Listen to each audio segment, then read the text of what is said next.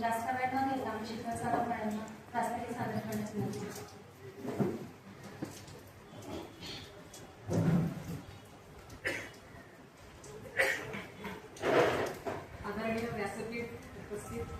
गुरुवर्य तसेच उपस्थित वकील वर्ग, सर्वप्रथम सर्वांना माझा नमस्कार. आज गुरुपौर्णिमा असल्या कारणाने सर्वप्रथम सर्वांना माझ्याकडून गुरुपौर्णिमेच्या हार्दिक शुभेच्छा. आज आषाढ पौर्णिमा म्हणजेच गुरुपौर्णिमा.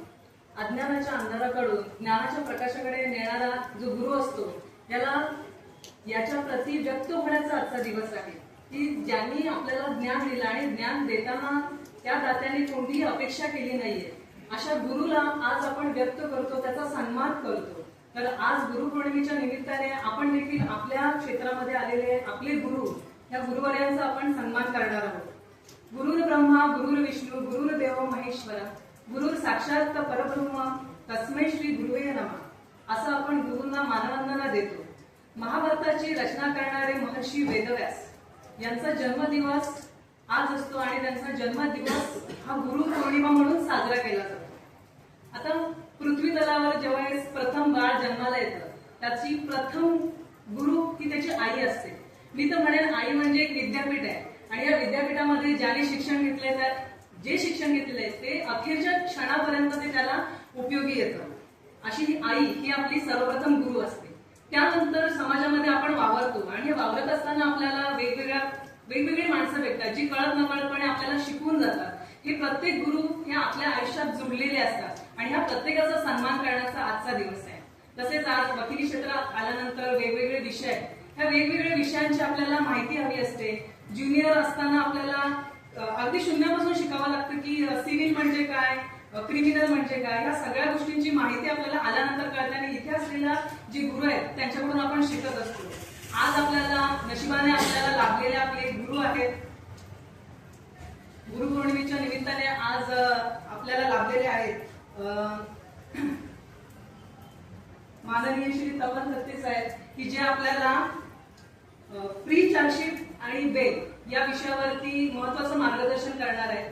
प्री चार्जशीट आणि बेल या दोन्ही विषय आपल्यासाठी नवीन आहेत आणि ह्या दोन्ही विषयांवरती आपल्याला सखोल ज्ञान आपल्याला आज तपन दत्ते साहेब देणार आहेत. तर आज मला इथे येऊन बोलण्याची संधी दिली याबद्दल मी धन्यवाद शिकवणार. आज आपण आपल्या गुरुंचे सत्कार करणार आहोत. त्याआधी थोडं सांगावं असं वाटतं. आपण शाळेत गुरुजी आपल्याला समजा एखादं सायकल शिकवत असतील तर ते सांगतात हे बघ हे ब्रेक आहे, क्लच आहे, असं कर, बॅलन्स कर, नाही तर तू पडशील. वकिली क्षेत्रात माझा स्वतःचा अनुभव आहे की उलटा शिकवलं जातं. आधी सांगतात सायकलच आहे ना, चालव बिनधास्त, पडल्यावर तुम्हाला हॉस्पिटलमध्ये घेऊन जाते आणि नंतर सांगते हे बघ युजर मॅन्युअल असतं ते वाचायला हवं होतं. ब्रेक क्लच तर आपल्याला शिकवलेलं असतं LLB मध्ये, त्याचा वापर करायचा असतो. जास्त बोलत नाही कारण की उद्या मला कोर्टातही यायचं आणि आज घरी पण जायचं. पण गुरु जे असतात ते जरी आपल्याला वॉरंटी कार्ड येत असेल बॅरॅकच्या रूपात तरी युजर मॅन्युअल नेहमी आपले गुरु असतात. म्हणून मी आता माननीय साहेबांना विनंती करते की आपले गुरु सावंत सर यांचा सत्कार करा.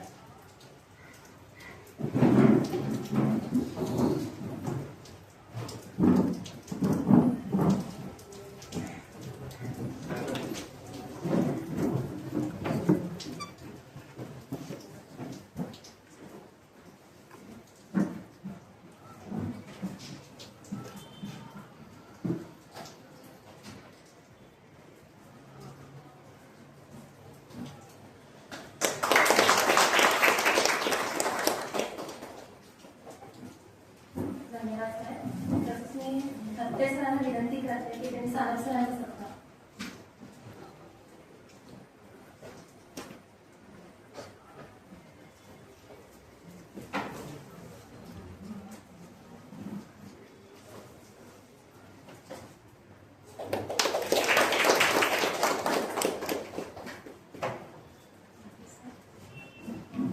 मी दत्ते सरांना पुन्हा एकदा विनंती करते की त्यांनी पाटील सरांना नाही तर मॅडम प्लीज येऊन त्यांचा सत्कार स्वीकारा.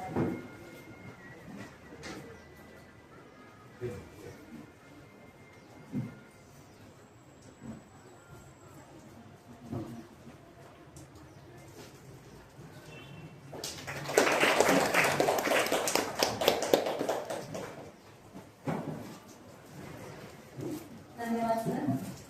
सर्व गुरूंचे 30 वर्ष वकील पूर्ण झाले म्हणजे ते 30 वर्षाचे सिनियर म्हणण्यापेक्षा 30 वर्षाचे यंग लॉयर आहेत. सीझन्ड लॉयर त्याला म्हणतात. ते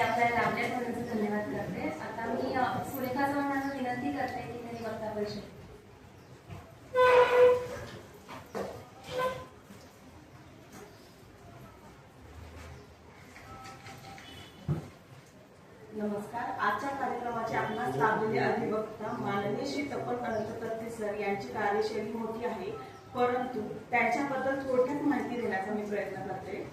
तत्ते सरांनी सन 2010 साली वकिली व्यवसाय सुरुवात केली. त्यांचे वकिली क्षेत्रातील प्रथम गुरु हे स्वर्गीय श्री बाबा चिटणीस सर होते. सरांचा फौजदारी खटल्यांमध्ये दांडगा अनुभव आहे. त्यांनी 700हून अधिक खटल्यांची सुनावणी घेतली आहे. त्याचप्रमाणे बॉम्बे हायकोर्टमध्येही तितक्याच संख्येने फौजदारी प्रकरणे हाताळलेली आहेत. सरांचे बरेचसे खटले हे उल्लेखनीय आहेत, जसे की अर्भकांच्या नरबळी व जादूटोणा या आरोपाखाली अटक करण्यात आलेल्या महिलांचा खटला. या प्रकरणात अखेरीस सर्व महिलांची निर्दोष मुक्तता झाली आहे. तसेच पोलीस वाहनात बॉम्ब लावल्याच्या आरोपाखाली अटक करण्यात आलेल्या 2 मौलवीवरील खटला आणि राजकीय हेतूने रचलेल्या लैंगिक स्कॅन्डल बाबतचा खटला. अशा प्रकारचे खटले अतिशय उत्कृष्टरित्या सरांनी चालवलेले आहेत.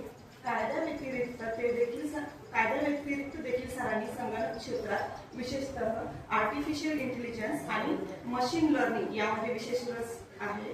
तसेच सरांना बॉक्सिंगमध्ये राष्ट्रीय पातळीवर विजेतेपद मिळाले आहे. अशी थोडक्यात माहिती ही आजच्या आपल्या अधिवक्ते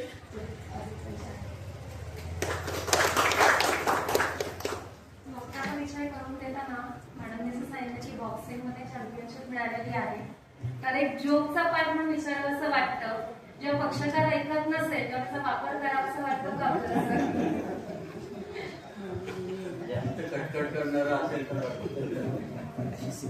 आज आपल्याला इथे पीछा आशिष बेल व रिमांडबद्दल ते सांगणारच आहेत, पण त्याआधी डॅशच्या पलीकडे जे मार्गदर्शन असतं तर मी जर मला विनंती करते की ते 2 शब्द.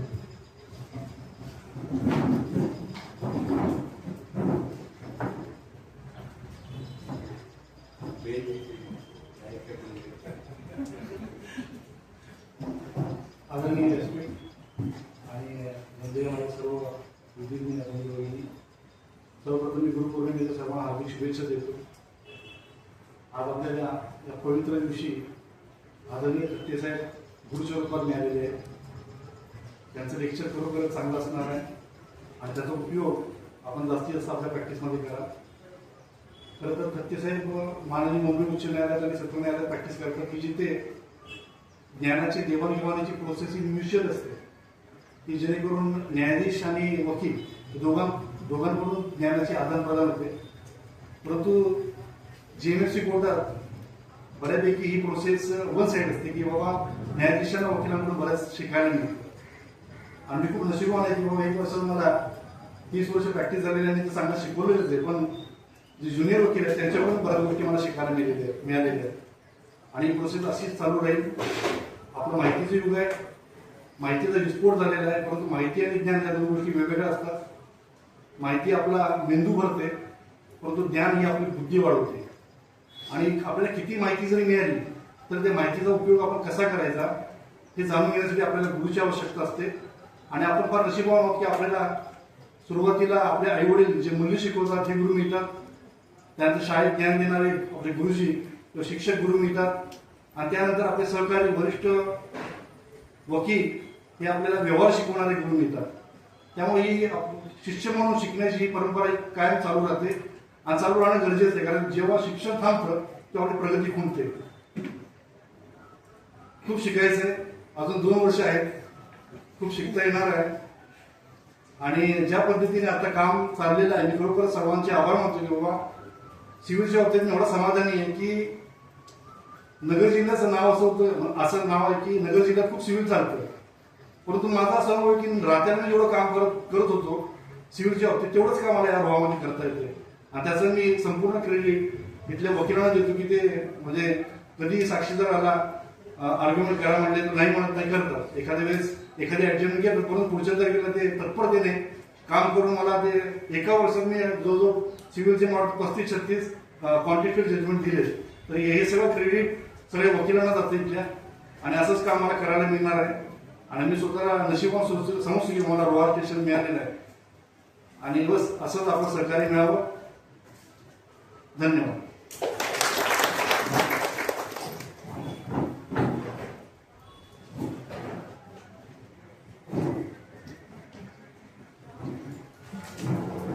धन्यवाद साहेब. जसं साहेब म्हणाले की जरी आता आपण आर्टिफिशियल इंटेलिजन्सच्या जगात राहतो आपल्याला माहिती मिळू चॅट जीपीटीवर, मग तिथे कंडिशन्स लिहिलेले असतात खाली, chat GPT can make mistakes. तर आपले जे गुरु असतात ते मात्र कंडिशनलच सल्ला देत असतात आपल्याला, त्यामुळे खरंच गुरु मान असतात. काहींचं स्वागत आता जे आलेले आहे त्यांचं राहिलेलं आहे, तर ते मी शिंदे सरांना विनंती करते की त्या तेंडुलकर साहेबांचं स्वागत करावं.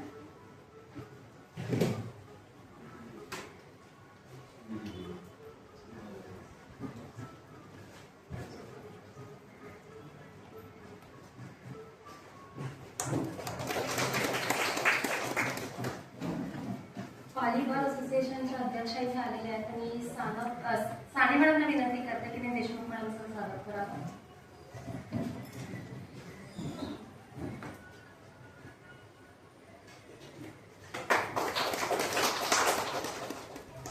अधिवक्ता परिषदचे जिल्हा कार्यकारी सदस्य स्वराज मोरे सर इथे आलेले आहेत, तर मी सानप सरांना विनंती करते, समीर सानप सरांना विनंती करते की ते स्वराज मोरेंचं स्वागत करावं.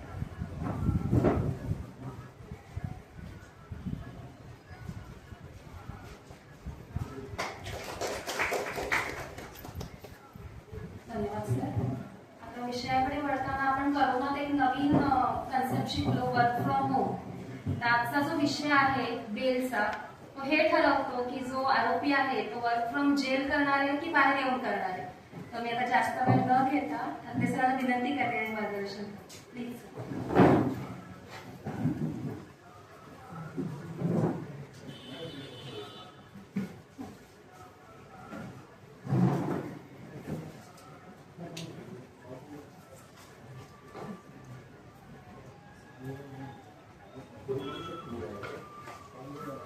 कुठल्याही वक्त्यासमोर एक सगळ्यात मोठा प्रश्न असतो, ते भाषण संपवायचं कसं वगैरे हा कधीच प्रश्न नसतो. सगळ्यात मोठा प्रश्न असतो भाषण सुरू कसं करायचं. कारण की मी तुम्हाला पहिल्यांदा बघतोय, भाषण सुरू कसं करायचं, तुम्ही माझ्याकडे कसं बोलत असा, मला काही चुकत नाही नेणं, माणूस किती काय कुठल्याही भाषणाला उभा राहिला तरी मनातल्या मनात काही ना काहीतरी तयारी करून बसतो, बाबा मी असं सुरू करतो, अशी डायलॉग फेक करतो. तर गंमत अशी झाली की मी खूप काय काय ठरवून आलो, पण इकडे आल्यानंतर मला बसले बसले एवढे विचार सुचले की नाव आय एम कन्फ्युज की नक्की मी सुरू कसं करायचं. त्यामुळे माझ्याकडनं काही चुकलं तर मला माफ. आता मॅडमनी मला सांगितलं की गुरु जे असतात ते एक आधी शिकवतात आणि मग परीक्षा बघतात. आयुष्य जे असतं ते आधी परीक्षा बघतं आणि नंतर अक्कल शिकवतं. एक म्हणतात ज्ञान शिकवणे, दुसरं असतं अक्कल शिकवणे. त्याच्यामध्ये आता मी आता विचित्र अवस्थेत आहे. काही जण माझ्यापेक्षा ज्युनियर आहेत, त्याच्यामुळे मी त्यांना अक्कल शिकवू शकतो. आणि दुसरी गोष्ट म्हणजे काही जण माझ्यापेक्षा इतके सिनियर आहेत की मॅडम जसे म्हणले तसं त्यांनी वकिली सुरू केली तेव्हा मला खरंच सायकल सुद्धा येत नाही. त्यामुळे आता नक्की ते माझी एकाच वेळेला परीक्षा पण बघतायत, मी एकाच वेळेला शिकवतोय सुद्धा, अशा ड्युएल रोल मध्ये आहे. आता आदरणीय न्यायाधीश साहेबांना रेफरन्स ठेवून मी एक स्टोरी सांगतो, म्हणजे बिफोर मी इव्हन स्टार्ट की कशा पद्धतीचं मला आज विषयावरती बोलायचं. तर रामन राघवनचा खटला होता. रामन राघवनचा खटला असा होता की तो एक वेडसर माणूस होता. त्याला वेडसर म्हणते ते लिगल इन्सॅनिटी का medical insanity, let us not get into all that. तर रामन राघवनच्या खटल्यामध्ये असा विषय होता की हा माणूस एकानंतर एक मुंबईत झोपलेल्या लोकांच्या डोक्यामध्ये दगड घालायचा आणि हा जेव्हा दगड घालायचा आणि पळून जायचा. ते दगड घालायचं पळून जायचं, समथिंग इम्पॉर्टंट. आता याचा जेव्हा खटला चालला तेव्हा मी असा फॉर्च्युनेट माणूस होतो की ज्यांनी त्याचा खटला प्रत्यक्ष सेशन्स कोर्टात चालवला ते स्वर्गीय आदरणीय माझे सिनियर श्री बाबा चिटणीस साहेब. हे तिथे त्यांचा मी ज्युनियर, ते एका साईडला होते.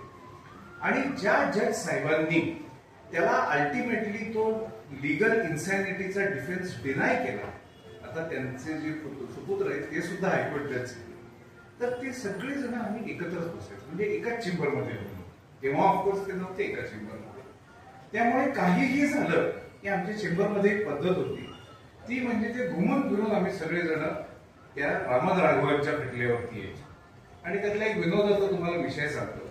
लिगल इन्सॅनिटी डिफाईन करताना एक फ्रेज वापरली, ते म्हणजे that he does not know what he is doing is either wrong or contrary to law.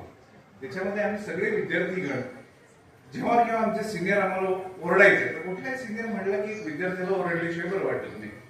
त्याच्यामुळे जेव्हा केव्हा आम्हाला ओरडायचे तेव्हा आम्ही एकमेकाचं सांत्वन असं करायचो की ते सिनियर वरती फार राग मानू नकोस because what he is doing he doesn't know that it is either wrong or contrary to law.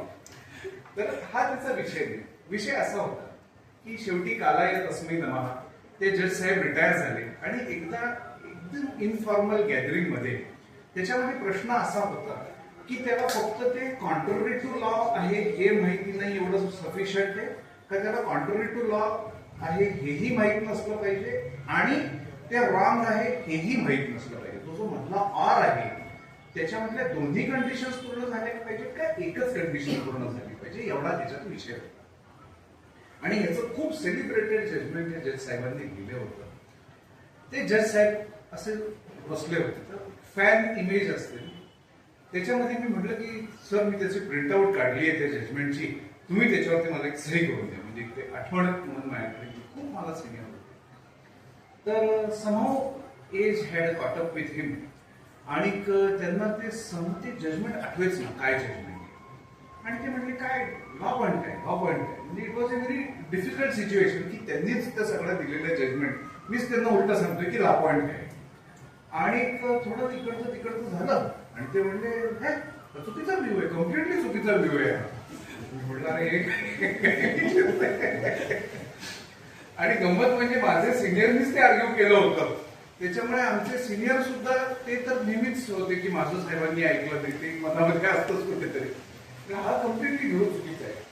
Now I was faced with challenge की ज्या जजनी ते जजमेंट दिलं त्याच जजला आता ते जजमेंट कसं बरोबर आहे हे समजून सांगायचं आणि आय अटरली फेल.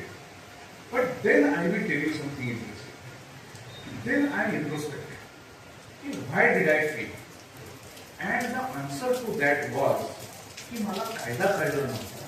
मी जजमेंटच्या जीवावरती फक्त पोपटवरती करतो. जर मला त्यातला अर्थ कळला असता तर मी ते निश्चित सांगू शकलो असतो. त्याआधी त्यांनी कधीतरी ते डिसाईड केलं होतं don't worry that judgment stand strong. ते काही कुठं आपण लागवतं judgment law is good. The fact is की मला कधीही त्याच्यातला अर्थ कळला नव्हता. ते मी त्या ह्यांनी समजून घेतलं नव्हतं आणि त्यामुळे फक्त जजमेंटचा पुढील गोळा करणं 187 सेक्शन काढणं त्याच्यावरती मी 100 जजमेंट गोळा केली आहेत. सर्व नो गुड. कायदा कळणं इज इंडिपेंडन्स ऑफ जजमेंट गोळा करणं. सांगायचा मुद्दा आज जेव्हा आपण सगळं काही केलं तेव्हा आपण सगळेजण कायदा समजून घ्यायचा प्रयत्न करूया ना की जजमेंटची रांग. कारण ते जजमेंट खूप वेळा बदलतं. सुप्रीम कोर्टाचे स्टँड 10 वेळा बदलतात.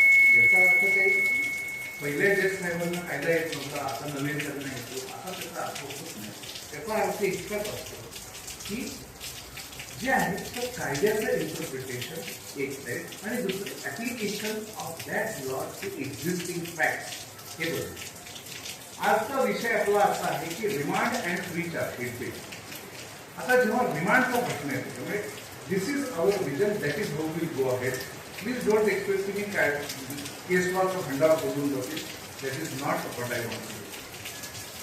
सगळ्यात पहिला मुद्दा असा येतो की आपण रिमांड म्हणावं बेल म्हणावं तर त्याची pre condition is arrest. I do understand की अरेस्ट म्हणजे काय हा खूप थेरॉटिकल प्रश्न वाटतो. बट ट्रस्ट मी सगळा पुढचा कायदा विल डिपेंड ऑन अरेस्ट कशाला म्हणायचं.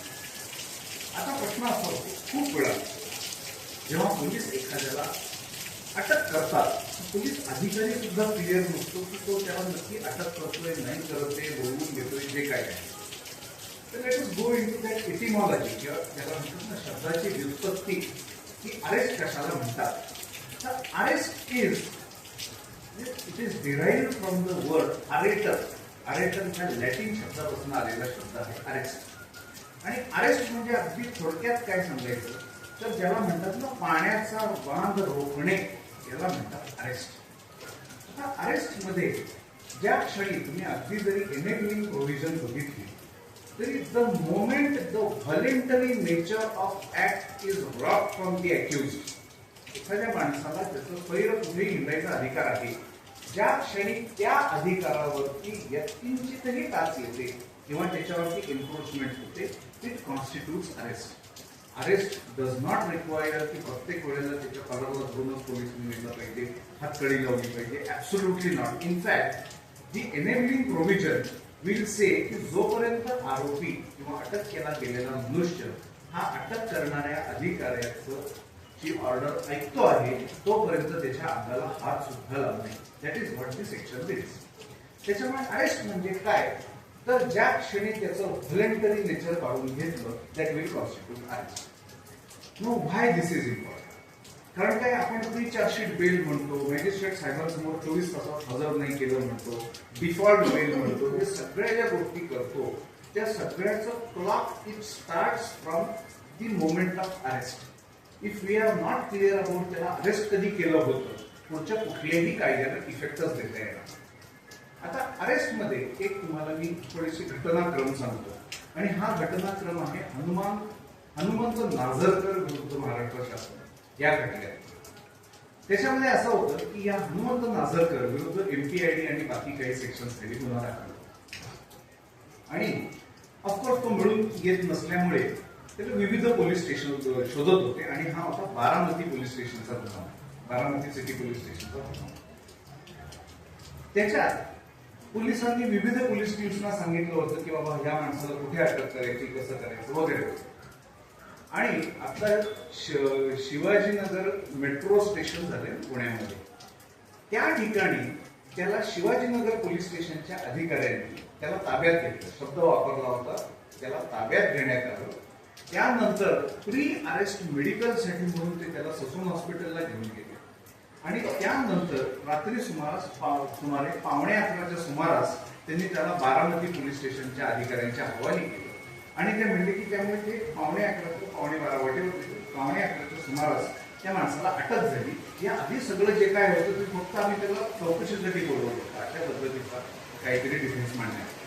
आता ऑफकोर्स याच्यावरती पुढचा विषय असा होता की जेव्हा त्याला अटक करण्यात आली तो वेळ होती दुपारी 3:30 पावणे 4 की या वेळेला तो आम्हाला मिळाला आणि त्यानंतर ताब्यात घेऊन आम्ही बाकीचं सगळं काही केलं. जेव्हा त्याला प्रत्यक्ष बारामतीमध्ये JMFC कोर्टासमोर उभं करण्यात आलं सगळ्यात पहिला प्रश्न विचारला गेला की या माणसाला अटक कधी झाली. ऑफकोर्स DGP साहेब तुम्ही तर निश्चित म्हणाल की बाबा ते पोलीस जे राहिले जे इन्व्हेस्टिगेट करत बाकी सगळं होतं. पण त्याच्यामधला हे जे ताब्यात घेण्यात आलं हा जो शब्द आहे तो वारंवार त्याच्यावरती वाद घातला गेला आणि अल्टिमेटली हायकोर्टाने ऑफकोर्स तेव्हा त्या क्षणी त्याला बेल मिळाला नाही. हायकोर्टाने हा सगळा शब्द जो आहे ना अरेस्ट, हे अरेटर, पाण्याचा प्रवाह रोखणे वगैरे वगैरे सगळंच्या सगळं हे हायकोर्टाने कन्सिडर केलं आणि सांगितलं की the first opportunity where he lost voluntary nature of his acts was जेव्हा त्याला त्या शिवाजीनगर मेट्रो स्टेशनवरनं ताब्यात घेण्यात आलं. त्यामुळे पोलीस त्यांच्या डायरीमध्ये काय लिहितात इज इनकॉन्सिक्वेन्शियल. प्रत्यक्षात अटक कधी झाली is always a question of fact. Not only it is a question of fact, but even for lawful remand, that is the first question every remand court must answer. Without that, all procedures will fall to ground. म्हणजे सगळं बाकीच्या सगळ्याच गोष्टी सांगतात. आता पुढचा प्रश्न असा येतो की जेव्हा एखाद्या माणसाला अटक केली गेली तर अटक झाल्यानंतर त्याला सगळ्यात पहिला अधिकार भेटतात. त्याच्यामुळे मला सांगायचा मुद्दा असा होता की अटक कशाला म्हणावी. हा बेसिक झाल्यानंतर अजून 2 कन्सेप्ट आपण बघितल्या पाहिजे. एक म्हणजे ग्राउंड्स ऑफ अरेस्ट आणि रिझन्स फॉर अरेस्ट. त्याचं कॉन्स्टिट्युशनल ऑब्लिगेशन काय, कसं काय वगैरे वगैरे याच्यावरती आपण घेऊ. तर reason for arrest is a statutory reason absolutely. For example let us say एखाद्या माणसाविरुद्ध मर्डरची केस आहे, अज्ञात माणसांनी अज्ञात माणसाला अज्ञात करण्यासाठी मारली, that is a fair FIR, त्याच्यात काही चुकीचं नाही. पण then after some sort of preliminary inquiry FIR register झाल्यानंतर police officer comes to a conclusion की ज्या ठिकाणी अशा पद्धतीचा गुन्हा घडला आहे तिथपासून हाच आरोपीच्या संशयाच्या याच्यामध्ये येतो आणि त्याच्यामुळे त्या आरोपीला या क्षणी अटक करून चौकशी केल्याशिवाय पुढचं काही होऊ शकत नाही. Now, under the circumstances, if I talk of reasons for arrest and grounds of arrest, the reason is a statutory reason. Offense is punishable with life imprisonment or death, cognizable non-bailable offense. That is one thing. and the police officer has reached his subjective satisfaction that such accusation is well founded and the person appears to be guilty. That's all. या 3 गोष्टी trigger झाल्या. मी मुद्दाम चिटिंगच्या ऑफिसमध्ये गेलो नाही, नाहीतर त्याच्यात बाकीच्या सगळ्या गोष्टी त्याच्यात टाकाव्या लागतात. या 3 गोष्टी, ज्याचा subjective satisfaction, accusation is well founded आणि हा माणूस गिल्टी मला प्रायमा फेसी वाटतो, हे 3 पॉइंट्स कंप्लीट झाले की these are statutory points and therefore reasons for arrest is stand for declared. That's all. याच्या पलीकडे काही नाही. याच्यामध्ये फार शब्दच्छल करायची गरज नाही. कशाला रिझन म्हणावं, कशाला ग्राउंड म्हणावं, तसे ते इंटरचेंजेबल शब्द आहेत. अनेक तुम्ही अगदी सुप्रीम कोर्टाची जरी जजमेंट्स बघितली तरी even supreme court has at multiple occasions used it interchangeable. Let us understand what is the heart of it. The heart of it is statutory जी कारणं दिलेली आहेत, सेक्शनमध्ये जी गोष्ट आहे त्याला म्हणतात तुम्ही रिझन्स वापरा.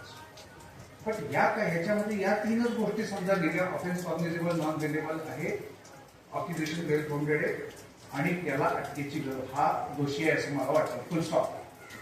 That is not what is giving grounds of arrest. Now grounds of arrest is something more than that. ही झाली बेसिक गोष्ट. पुढची गोष्ट की प्राथमिक तपासामध्ये सीसीटीव्ही मध्ये हा माणूस घटनेच्या आजूबाजूला त्या एरियामध्ये दिसून येतो आहे.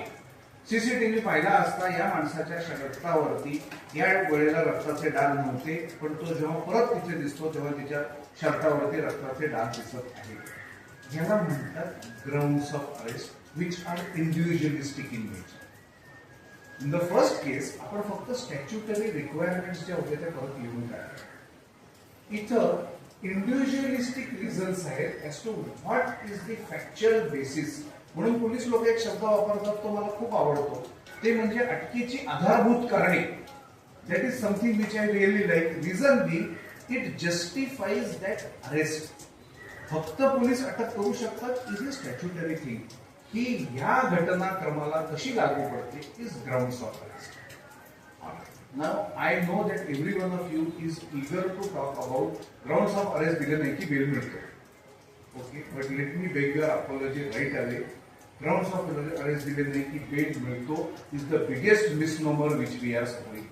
असं बिलकुल नाही. Just trust me, just for some more.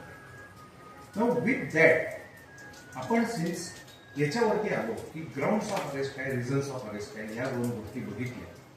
त्याच्यानंतर अजून एक गोष्ट येते ती म्हणजे legality of arrest. Legality of arrest म्हणजे काय की महिलेला अटक करताना मॅजिस्ट्रेट साहेबांची परमिशन असल्याशिवाय रात्रीच्या वेळेला अटक करू नये. समजा त्याच्या व्हायोलेशन मध्ये अटक झाली, that is a violation or that is a violation of mandate of law. आणि अशा पद्धतीने केलेली अटक जी आहे ती इलिगल अटक. एखाद्या माणसाला ग्राउंड्स ऑफ अरेस्ट न देता केलेली अटक जी आहे ती इलिगल अरेस्ट आहे. But then we must draw distinction between the nature of illegality. I know that we want to talk about bail, but for some time just bear with. The nature of illegality. Why?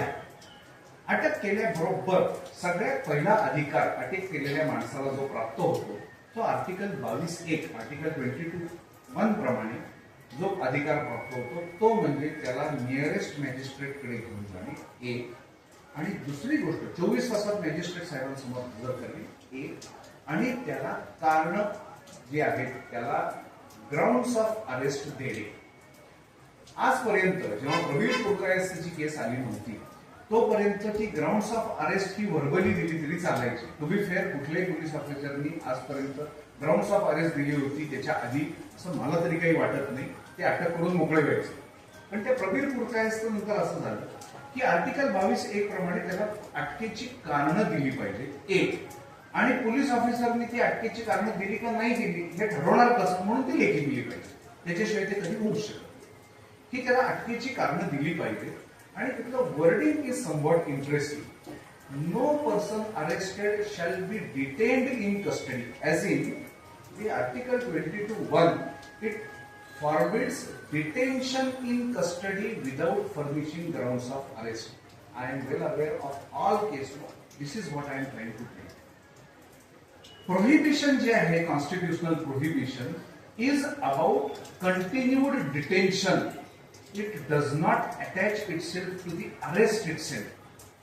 कारण न देता केलेली अटक illegal होत नाही. Continued detention जे आहे ना त्याच्यानंतरचं ते इलिगल होतं. Now I will try to tail.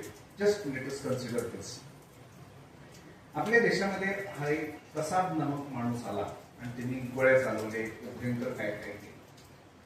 Let us just assume की त्यावेळेला हा प्रवीर पुरकायस्ताचा कायदा होता आणि त्या अधिकाऱ्यांनी त्याला काय गडबडीत असेल कसंही असेल त्याला ती रिझन्स ते ग्राउंड्स ऑफ अरेस्ट जे आहेत ते लिहून दिली नाही.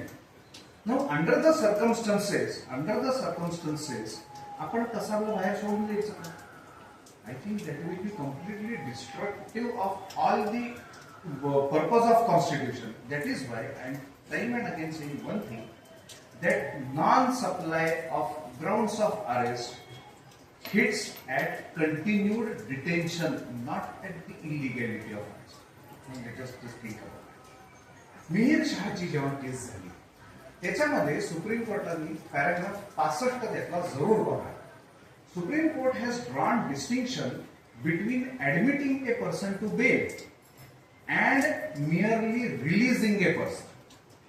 जेव्हा त्याला कारण दिली जात नाही, the right which accrues to the accused person is of being released.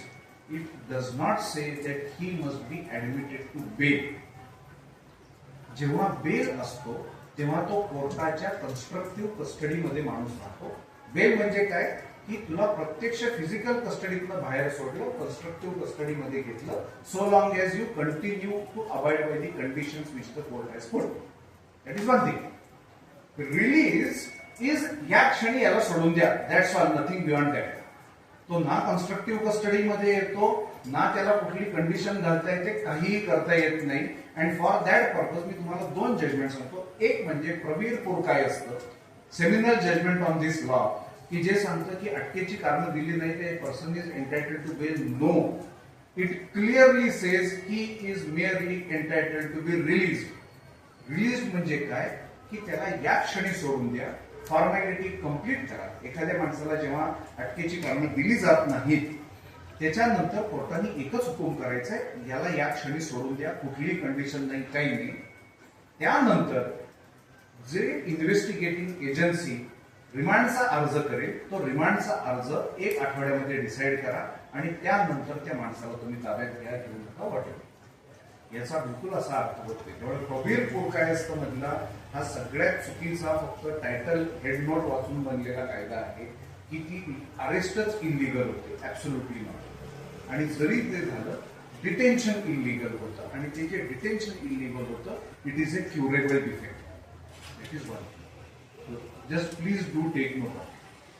त्यानंतर एक दुसरा विषय होता, मी आता सांगितलं महिलांच्या अटकेबाबत. महिलांच्या अटकेबाबत असं होतं की महिलेला पुरुष पोलीस ऑफिसर अटक करू शकत नाही, हा सुद्धा एक मोठा गैरसमज आहे.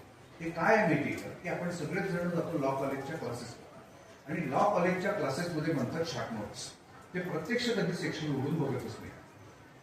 सगळ्यात पहिली गोष्ट अशी आहे, म्हणून मी हा माझा फार आवडीचा विषय आहे की महिलेला पुरुष अधिकारी अटक करू शकतो का, त्याचं अत्यंत करेक्ट उत्तर हो असं आहे.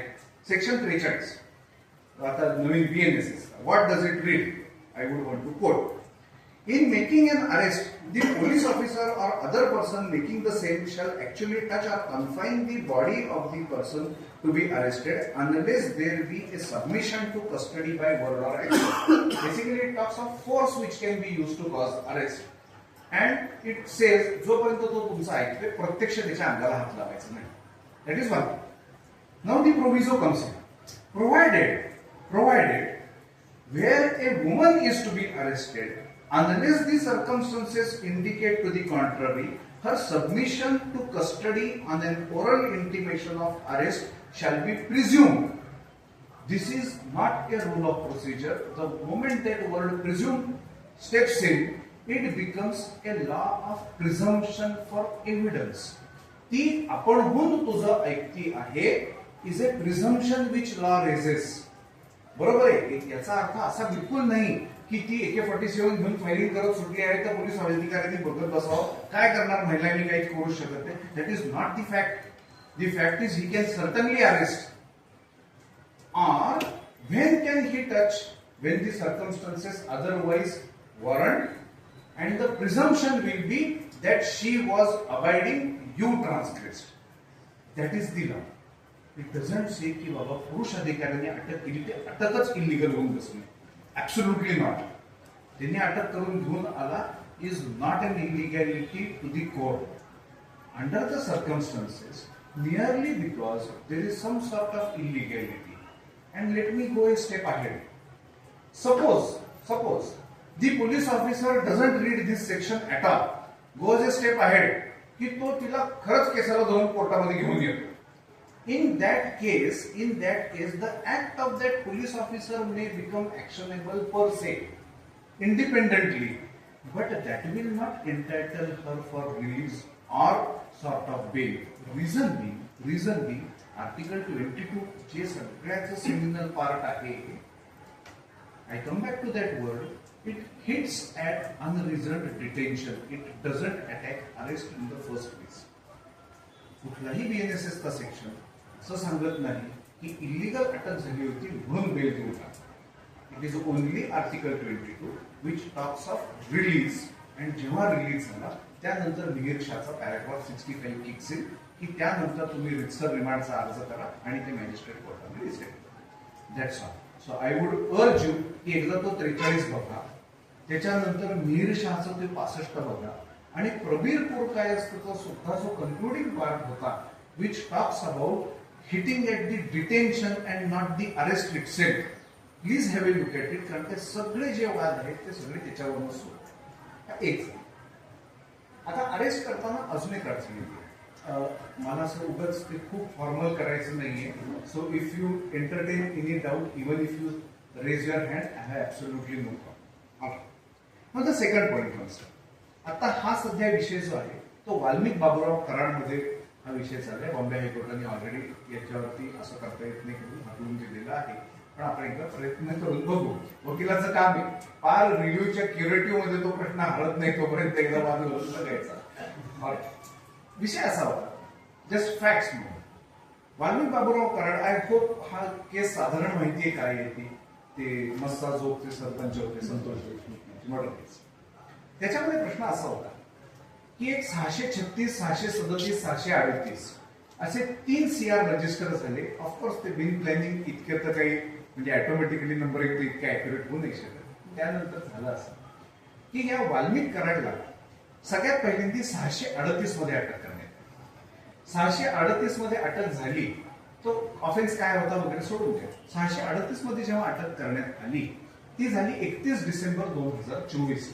तर थोडस तारखांवर लक्ष दिलं पाहिजे, नाहीतर तो law point will become difficult. त्याला जेव्हा ही अटक करून देण्यात आली त्याच्यानंतर मॅजिस्ट्रेट साहेबांनी त्याला पहिल्याच दिवशी 15 दिवसाची पूर्ण पोलीस कस्टडी दिली. I don't want to get into merits of that order, पण ती जी कस्टडी होती ती 31 डिसेंबर मोजला असता 14 जानेवारीला संपणार.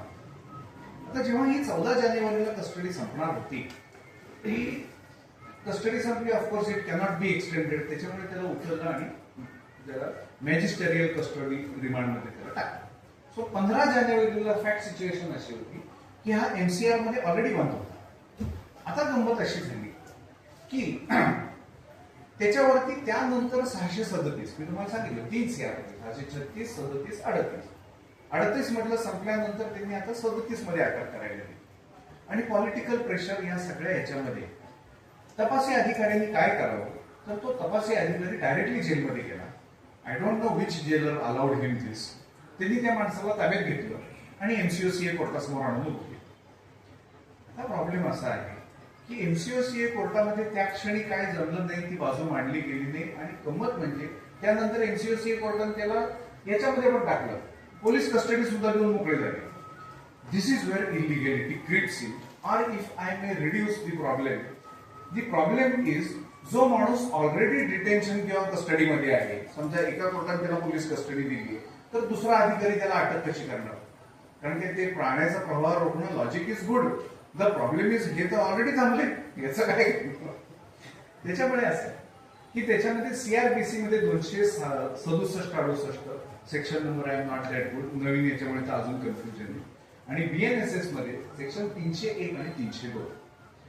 तर ह्या सेक्शनला हात लावायच्या आधी मी थोडासा एक सगळ्यांनीच विचार करावा. लेट अस से लॉरेन्स बिश्नोई सध्या त्या अहमदाबाद जेलमध्ये बनले. त्या माणसाला समजा जेलमधनं पळून जायचं. मी परत काय सांगतो, आपण त्या कायद्याच्या मुळाला हात लावूया, एवढंच केसला करूया. लॉरेन्स बिश्नोईला समजा एखाद्या कायद्यात त्याला म्हणतात ना त्या जेलमधनं पळून जायचं. इव्हन लॉरेन्स बिश्नोई अंडरस्टँड की त्या अख्ख्या जेलमधनं पळून जाणं इज नॉट इझी. त्यातल्या त्यात पळून जायचंच असेल, suppose I have to plan that, मी म्हणेन त्याला ते ट्रान्झिटमध्ये घेऊन जातात ना इकडनं तिकडे, तेव्हा पळून जाणं सोपं आहे. बरोबर आहे. शोलेमध्ये सुद्धा मला वाटतं तसेच पळून गेलं. त्याच्यामुळे know what will he do. तो म्हणेल की माझ्यावरती कुठेतरी एकदा गुन्हा दाखल करा, मी कुठल्या तरी पोलीस अधिकाऱ्याला बाबा कुत्या करतो, तो मला जेलमधनं बाहेर काढ आणि मग मी पळून जा. बरोबर. दिस इज ए रिअल डेंजर. सगळे गुन्हेगार ज्यांना पळून जायचं असतं त्यांची सगळी फेवरेट आयडिया आहे की मला इकडनं तिकडे जाताना मला पळून जायचं. बरोबर. आणि पहिला जो आपला प्रश्न होता की बाबा अटकेत असलेल्या माणसाला परत कशी अटक केली जाते, तर या दोन्हीचं उत्तर एकच आहे, म्हणून हे सगळं ऍड केलं. तर सगळ्यात पहिली गोष्ट अशी आहे की त्याला जर अटक करायची असेल तर अटक करून ज्या कोर्टामध्ये घेऊन जायचं आहे, इन्व्हेस्टिगेटिंग ऑफिसर समजा मी आहे, तर अटक करून मला ज्या कोर्टात त्याला हजर करायचं आहे, आयदर मी त्या कोर्टाला सगळ्यात पहिल्यांदा अर्ज करणार आणि सांगेन की साहेब माझा रिमांडचा अर्ज आहे. रिमांडचा अर्ज डिसाईड करायसाठी माणूस जेलच्या आत असायची, कुठली अटकेत असायची कुठली रिक्वायरमेंट नाहीये. हा माझा रिमांडचा अर्ज आहे, तो माणूस जेलच्या आत बंद आहे, त्याच्यामुळे तुम्ही जेलरला हुकूम द्या की त्या माणसाला या कोर्टासमोर आणून उभं करा, सो दॅट हे खालच्या खाली प्लॅनिंग करणं becomes impossible. That is one way of doing it, की ज्या कोर्टात त्याला हजर करायचं त्या न्यायाधीश साहेबांना तो अर्ज करा आणि ते त्याच्यावरती योग्य ते हुकूम करा. पण then there is another problem. फक्त न्यायाधीश साहेबांनी हुकूम केला म्हणून त्या माणसाला जेलमधनं काढून कोर्टात हजर करतील, हा सुद्धा गैरसमज बिलकुलच नाही. जेव्हा ती ऑर्डर जेलरकडे जाईल त्यानंतर तो सेक्शन 302 सुद्धा बघा बीएनएसएस, तो जेलर काही गोष्टी चेक करेल की याला या जेलमधनं काढूच नाही अशा पद्धतीची युनियन गव्हर्नमेंटची किंवा स्टेट गव्हर्नमेंटची ऑर्डर आहे का, जी की लॉरेन्स बिश्नोईच्या गोष्टीमध्ये आहे. जर अशा पद्धतीची ऑर्डर असेल तर तो न्यायाधीशांना कळवेल की ही ऑर्डर असल्यामुळे मी तुमचा हुकूम पाळू शकत नाही, which he can lawfully do. आणि जर तशी काही ऑर्डर नसेल तरच जेलर त्याला त्या कोर्टासमोर हजर करेल. प्रत्यक्ष रिमांड आणि जो आहे तो त्या माणसाला हजर केल्यानंतरच डिसाईड करता येईल. द फर्स्ट ऑर्डर ऑट टू बी त्याला माझ्यासमोर हजर करा. कुठल्याही पोलीस अधिकाऱ्याला, कुठल्याही न्यायालयाच्या ताब्यात असलेल्या माणसाला, मॅजिस्ट्रेट कस्टडीमध्ये असलेला किंवा न्यायालयाच्या हुकुमाने दुसऱ्या पोलीसच्या ताब्यात असलेल्या माणसाला एक्झिक्युटिव्ह पॉवर वापरून अटक करायचा कोणताही अधिकार नाही. वी हॅव डिस्कस्ड अरेस्ट म्हणजे काय, किंवा जो माणूस ऑलरेडी अटकेत आहे त्याचं काय. हा, विथ दॅट आपण मी मगाशी म्हणलं तसं की जेव्हा एखाद्या गोष्टीचा ब्रीच होतो म्हणजे कसं की एखाद्या माणसाला कंटिन्यू डिटेन्शन मध्ये कारण दिली नाही. बरोबर. त्याच्यामुळे there will be multiple breaches on procedural aspect. For example, अगदी डीके पासून जरी आपण कुठलंही जजमेंट बघितलं तरी अटक करताना माणसांनी युनिफॉर्म घातला पाहिजे, हे केलं पाहिजे, ते केलं पाहिजे, सगळंच काय काय काय काय पोलीस कंट्रोल रूमला दिलं पाहिजे. मला असं वाटतं की आता जेव्हा अटक केली जाते तेव्हा ते पोलीस स्टेशन मध्येच त्याचं ते एनसीआरबी साठी सगळा डेटा नोंदवून घेतात, रेटिना स्कॅन करतात, बरंच काय काय काय काय त्याच्यामध्ये केलं जातं. ह्याच्यातला जो ब्रीच आहे, since it does not impinge upon either continue detention or legality of arrest, याच्यातल्या ब्रीचमुळे तुम्हाला ना रिलीज मिळतो ना बेल मिळतो. कधी बेल मिळतो किंवा कधी तुम्हाला रिलीज मिळतो, एकाच कारणामध्ये रिलीज मिळतो, ते म्हणजे तुमची गोष्ट ही स्ट्रिक्टली आर्टिकल 22 मध्ये आली पाहिजे. तर आर्टिकल 22 मध्ये येताना एक फार मोठी गोष्ट होती. आर्टिकल 22(1) एक्झॅक्ट त्याचं वर्डिंग बघा काय. आता आर्टिकल 22(1) जे आहे मॅजिस्ट्रेट समोर प्रोड्यूस करणं, त्याचंच प्रोसिजरल एक्सप्रेशन जे आहे ते आपण बघतो जुना 167 किंवा आता नवीन जो आलाय तो नवा 187. त्याच्यामध्ये जर तुम्ही ते बघितलं तर त्याच्यामध्ये एक इंटरेस्टिंग गोष्ट आहे, ती म्हणजे आरोपीला कधी हजर करायचं. देन अगेन एक कॉमन गैरसमज चालतो, ते म्हणजे त्याला 24 तासात हजर केलं पाहिजे आणि यायचा जायचा जो वेळ आहे तो कमी केला पाहिजे. But let me tell you की this is not again the position of. ज्या क्षणी अटक केली, what is the first right, त्या माणसाला ज्या क्षणी अटक केली ते प्री प्रोडक्शन मेडिकल काहीही, that is not the wording of section, that is not the wording of article 22(1). आणि इनफॅक्ट मी मगाशी तुम्हाला मी केस सांगितली हनुमान नाझरकर, त्याच्यामध्ये हेही सगळं कन्सिडर केलंय की आधी त्याला मी मेडिकलला घेऊन गेलो, तो वेळ कमी करा वगैरे असं काही नाही. जर आत्ता इथे कोणाला अटक झाली तर या क्षणी त्याला कोर्टासमोर आणलं पाहिजे. Forthwith, that is the first thing, forthwith and in any case within 24 hours. So that 24 hours is not the rule. The rule is forthwith and in any case within 24 hours. That is one.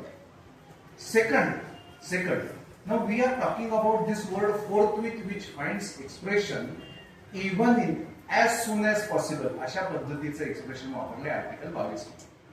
आता ते as soon as possible जो शब्द आहे त्याच्यामध्ये अजून एक गोष्ट आहे.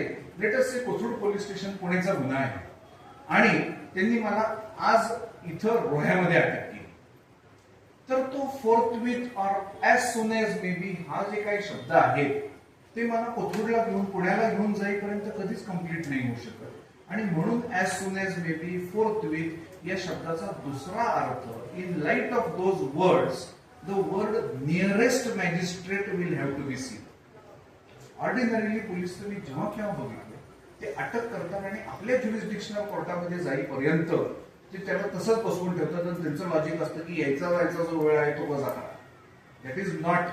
यायचा जायचा वेळ वजा करता येईल provided you take him to the nearest magistrate. And nearest here does not only mean judicial magistrate. If that forthwith word त्याचा जर आत्मा मारणार असेल तर even nearest executive magistrate is absolutely permissible. Absolutely permissible, and that is why I am saying the moment a person is arrested, he must be informed grounds of arrest 2. He must be taken to the nearest magistrate. Taken to the magistrate forthwith. हा forthwith शब्द जर आपला पक्का असेल, because this forthwith also finds the expression as soon as may be in article 22(1). आणि पुढची गोष्ट म्हणजे नियरेस्ट. आणि नियरेस्ट मध्ये जेव्हा तुम्ही घेऊन जाता फक्त तेव्हाच यायचा जायचा वेळ जो आहे तो माफ होतो, अदरवाईज होत नाही. Know with that one more problem comes up. Now we are still coming to it, but let us first talk of remand. The next problem which comes up is the doctrine of lex loci. Lex loci म्हणजे काय? तर आपण बाकी criminal कायद्यावरती नंतर येऊ. Late us से मी नेपाळमध्ये हिंडत होतो, साहेब गाडी चालवत होते. खूप कमी वेळा साहेबांना आरोपी बनायला मिळतं, त्याच्यामुळे मी तुम्हाला थोडी चान्स देतो. आणि साहेबांनी गाडी चालवताना मला ठोकलं, माझा पाय मोडला. क्वेश्चन इज की जे कॉम्पेन्सेशन मिळणार आहे, आता मी समजा इथं सिव्हिल सूट दाखल केली तर that civil suit is 100% maintainable because this is only a monetary claim. He ordinarily resides here. Though cause of action is outside, I can still sue him here. There is no problem. Let us not get into CPC case or something. Yes, sir. या केसमध्ये तुम्ही Nepali citizen, ते नेपाळी नाही ना, दोघेजण भारतीयच आहे. Okay, नेपाळमध्ये ठोकलं. हा, नेपाळमध्ये I am trying to explain you doctrine of lex loci. ते सिव्हिल कायद्यात मध्ये शिकू, पण this is what I. The question is amount of compensation ही भारतीय मोटर व्हेकल्स ऍक्ट प्रमाणे ठरवायची का नेपाळी कायद्याप्रमाणे ठरवायची is the question. The answer will be, I will still connect it with remand. Hold on for a minute. त्याचं उत्तर असं आहे की जरी भारतीय कोर्टाला याच्यामध्ये अशा पद्धतीचं ज्युरिस्डिक्शन येत असलं, because it is his ordinary place of residence वगैरे वगैरे जरी येत असलं, तरी सुद्धा जो सबस्टँटिव्ह कायदा लावला जाईल, the method of deciding compensation will always be Nepal. That is the law. त्याच्यावरती मला वाटतं एक जजमेंट, मोटर व्हेकल्स ऍक्ट खाली जजमेंट आहे. Precisely these are the facts. Now how is it relevant with remand? तर असं होतं की 2023 साली जेव्हा आपला BNSS किंवा ही 3 नवीन कोड्स आली, त्याच्या जस्ट आधी महाराष्ट्रामध्ये ऑफेन्स ऑफ 353 जो होता ना, जो नवीन आता 132 झाला आहे, 132, 131 झाला आहे, तो ऑफेन्स ऑफ 353 जो होता, असॉल्टिंग पब्लिक सर्व्हंट, हा काही काळासाठी बेलेबल करण्यात आला होता. त्याची शिक्षा पण कमी करण्यात आली. 2018 सालच्या अमेंडमेंटने, सॉरी 2017 सालच्या अमेंडमेंटनी त्याची शिक्षा वाढवली गेली आणि तो ट्रायबल बाय सेशन्स कोर्ट करण्यात आला. त्यानंतर मला वाटतं 2021च्या जून-जुलैमध्ये तो जो होता त्याची शिक्षा पण कमी करण्यात आली आणि त्याला बेलेबल सुद्धा करण्यात आला. असा तो अमेंडिंग ऍक्ट होता महाराष्ट्राचा. Now the question is this way. Suppose एखाद्या माणसाने गुजरातमध्ये एका पब्लिक सर्व्हंटला मारलं, ही अमेंडमेंट फक्त महाराष्ट्रात होती. गुजरातमध्ये एखाद्या पब्लिक सर्व्हंटला मारलं, तो पळून येऊन मुंबईमध्ये बसला. त्याला मुंबईमध्ये गुजरात पोलिसांनी अटक केली आणि ते म्हणले नियरेस्ट मॅजिस्ट्रेट फोर्थविथ, सगळे त्यांना पटलं. ते म्हणजे चला आपण या मॅजिस्ट्रेट साहेबांकडे जाऊया. आणि समजा या मॅजिस्ट्रेटकडे ते घेऊन गेले त्याला, तर will this magistrate be competent to grant in custody? The problem is this is a variable offense. As far as Maharashtra is concerned, that is why I came to that doctrine of lex loci.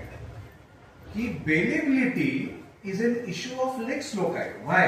Because ultimately the power of magistrate in granting custody is a lex fori. Lex fori is law of the courtroom. He is not competent to grant custody in matters where the offense is bailable within his jurisdiction. Am I making sense to you? The problem is गुजरातमध्ये तो non bailable आहे, no doubt about it. आणि तो problem is महाराष्ट्रात bailable आहे ना, मग काय करायचं?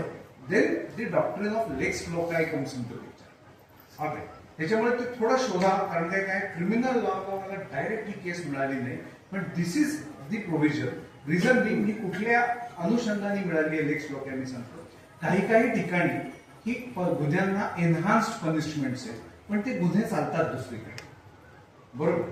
सिमिलरली काही ठिकाणी प्रोसिजर्स जे असतात. I will give you one more illustration. Naveen codes यायच्या आधी धमकीचा गुन्हा, एखाद्याला जीवे मारायची धमकी देणे, हात तोडील पाय तोडील अशी धमकी देणे, असे नॉन कॉग्निझिबल ऑफेन्स, प्रत्यक्ष पुढे काही करू नये. तर गंमत अशी होती की 1898 सालचं जे कोड होतं त्याच्याप्रमाणे मुंबई पोलीस कमिशनरांनी तो ऑफेन्स, त्या जुना कोड वापरून तो विदिन मुंबई तो जो गुन्हा होता तो कॉग्निझिबल नॉन बेलेबल होता, जर समोरच्याला तुम्ही धमकी जीवे मारायची दिली असेल. असा एक विचित्र प्रॉब्लेम होता. आणि तेव्हा असं झालं की संजय राऊत साहेबांना कोणीतरी अशी धमकी दिली बसून कलकत्त्यामध्ये.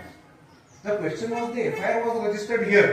पण जेव्हा मुंबई पोलीसची टीम प्रत्यक्ष कलकत्त्याला पोहोचली तेव्हा त्यांच्या लक्षात आलं की ते म्हणले की आमच्या इथे तर हा बेलेबल आहे, मी कसं काय तुम्हाला कस्टडी देणार? That is where that doctrine came in. So do look up what is that doctrine of लेक्स लॉ. नो विथ दॅट आपण याच्याबद्दल बोलू. आता या माणसाला समजा हजर करून तुम्ही मॅजिस्ट्रेट कोर्टामध्ये घेऊन जा. No what we are talking about that first remand. तर फर्स्ट रिमांडमध्ये सगळ्यात पहिला प्रश्न असा असतो की अशी कुठली गोष्ट नाही ना, लेट अस स्टार्ट विथ कोर्टाची ड्युटी. अशी कुठली गोष्ट नाही ना की जी त्याचं डिटेन्शनच इलिगल करते, फर्दर डिटेन्शनच इलिगल करते, अशी कुठली गोष्ट घडली नाही ना, हे सगळ्यात पहिले कोर्टाला बघितलं पाहिजे. म्हणजे कसं की बाबा असा गुन्हा होता की जो बेलेबल होता, की त्याला पहिल्या क्षणी बेल पोलीस स्टेशनमध्येच द्यायची गरज होती, तरी पोलीस स्टेशन माझ्याकडे घेऊन आले. Then that remand is bound to fail. That is the end of remand. That is one thing. Secondly, आता जसं आपण बोललो की are there any factors which entitle him release forthwith, पुढचं काही राहिलंच नाही पुढचं. त्याच्यानंतर त्याला 24 तासात घेऊन आले का, 24 तास कसे मोजायचे हे सुद्धा मी आपण त्याच्यावरती बोललो. ही झाली प्रिलिमिनरी कंप्लायन्सेस. आणि त्यानंतर अर्णेश कुमारने जी चेकलिस्ट दिली होती ती चेकलिस्ट. आता त्या चेकलिस्टमध्ये एक मोठा प्रॉब्लेम असा आहे की जेव्हा अर्णेश कुमारचं जजमेंट आलं, I hope Arnesh Kumar versus state of Bihar ही जी केस होती की त्याच्यामध्ये जे 7 वर्षापर्यंतचे गुन्हे आहेत त्या गुन्ह्यांमध्ये एक चेकलिस्ट तयार करावी की ते कसे बाकीच्या गोष्टी पूर्ण होतात. ऑनेस्टली मला कधी कधी वाटतं आपण इतके शब्द वापरून पोलिसला कदाचित म्हणतात ना कन्फ्युज करून ठेवतो. कारण काय तेच गोष्ट reasons for arrest, grounds for arrest, आधारस्तंभ सगळे करून तेच प्रत घेऊन करतात. व्हाय वी बेस्ट पेपर. तर हे जे असतं त्याची चेकलिस्ट असली पाहिजे. अँड देन एक पारडीवाला साहेबांचं जजमेंट आहे सुप्रीम कोर्टाचं विच टॉक्स अबाउट की जर ती चेकलिस्ट फर्निश केली नसेल तर त्या माणसाला त्या क्षणी बेल द्यावा. But let me warn you again, ते जर तुम्ही प्रत्यक्ष जजमेंट बघितलं तर what the supreme court intends to say is release him. It does not say की पोलीसचं चुकलं म्हणून याला बेल द्या.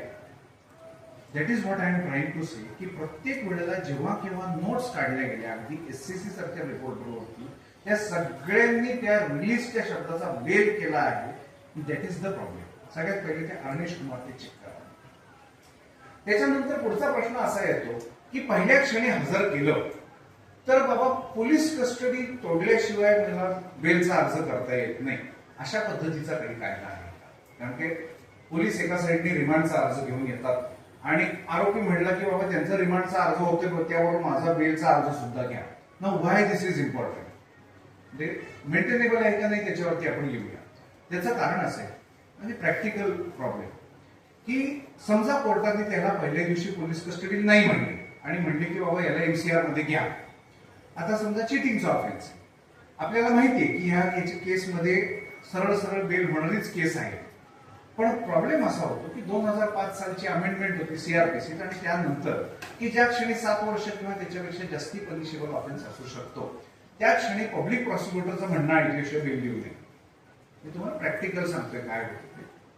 त्यामुळे त्याला MCR झाला गुड, यू आर गुड. पण आता जेव्हा APP टू सेव्ह होतं त्याच्यानंतर आपल्याला APP साहेबांच्या मागे मागे मागे मागे हिंडावं लागतं. त्याच्यामुळे ते स्मार्ट मूव्ह इज की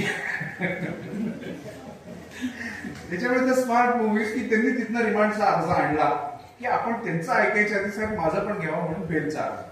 next question will come up की अशा पद्धतीने बाबा त्याला रिमांड डिसाईड न होतं तुम्ही बेल कुठनं घेऊन आला. Now interesting part is this way. Remand is 167 or that new 187. Bail is under 437. Now we are only talking about non-bailable offenses.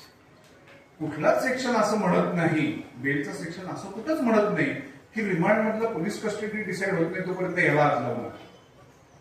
Just bare reading असं कुठेही दाखवत नाही. आणि इनफॅक्ट ही जी कॉन्ट्रोवर्सी आहे ती बॉम्बे हायकोर्टाने कृष्णा गुरुस्वामी नायडू विरुद्ध महाराष्ट्र शासन याच्यामध्ये एकदम सेटल करून टाकली की तुम्ही रिमांड बरोबरच बेलचा अर्ज आला पाहिजे आणि जर तो अर्ज आला तर कोर्ट फक्त एकच अर्ज डिसाईड नाही करू शकत. जर प्रश्न असा आलाच की बाबा रिमांड बरोबर बेलचा पण अर्ज आला तर court will have to decide both applications together because the heart of that issue is the same. You cannot say की मी फक्त एकाच बाजूचा डिसाईड करून दुसऱ्याचं ठेवून देतो. आय एम शुअर की आता साहेबांच्या माझ्याबद्दल ऑलरेडी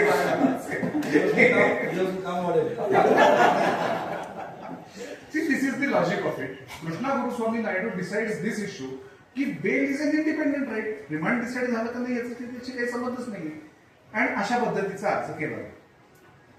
बट देन अजून एक विषय असा येतो की या जजमेंटमध्ये जरी असं म्हणलं असलं तरी प्रत्येक वेळेला पहिल्या क्षणी बेलला जाणं may not be a strategic victim.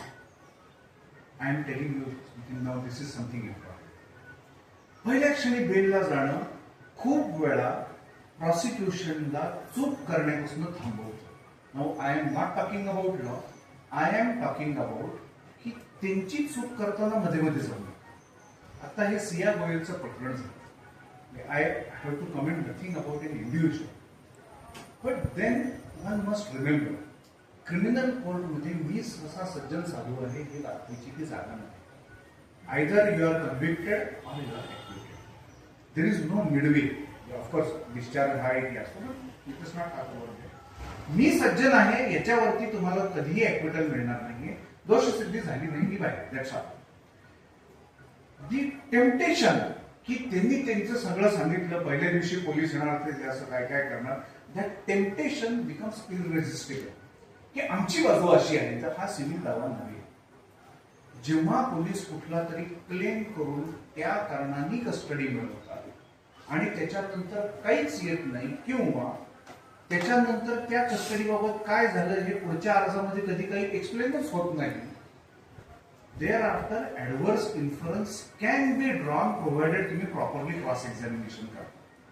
I will give you one illustration. एक केस अशी होती की ज्याच्यामध्ये फायरिंग केले गेले आणि त्या आरोपींनी बंदूक कुठून आणली आहे, फायरिंग म्हणजे मर्डरचीच केस होती, बंदूक कुठून आणली आहे अशा पद्धतीचं त्याच्यावरती प्रश्न होता आणि त्याची परत परत कस्टडी घ्यायची. आय डोंट नो की बेसिक इन्व्हेस्टिगेशन झाल्यानंतर ते 15 दिवसाचं काय असं डिपार्टमेंटल टार्गेट असतं तिथे त्यांना पूर्ण करायचं असतं की ते त्यानंतर ते तो कुठनं आणली आहे याबाबत तो काहीच सहकार्य करत नाही. मग मला माहित नाही पोलीस अधिकारी कधी एमपीला गेले, युपीत गेले, इकडे गेले, तिकडे गेले, काही पुढे मिळालं नाही. आणि मग हे सगळं झाल्यानंतर तो रिमांडचा अर्ज संपला. माय क्वेश्चन इज दिस वे. जर मी पहिल्या क्षणी मलाही माहिती होतं हे नॉनसेन्स आहे, याच्यातनं काही होणार नाहीये, कुठल्या एमपीतला माणूस सांगणार मी याच्याकडनं घ्यायला दिलं असं कोण काही सांगणार नाहीये, हे निव्वळ टाइमपास चाललंय त्यांच्याकडे काही. त्याच्यात एक इंटरेस्टिंग गोष्ट होती ती म्हणजे यांनी जेव्हा ते लिहिलं ना सगळं रिमांडचं पुढं काय झालं त्याच्यामध्ये त्यांनी 3 ठिकाणं सांगितली होती. प्रत्यक्षात हे लोक 2च ठिकाणी गेले की आम्हाला त्यांनी हे सांगितल्यावर इथे इथे आम्ही जायला पाहिजे.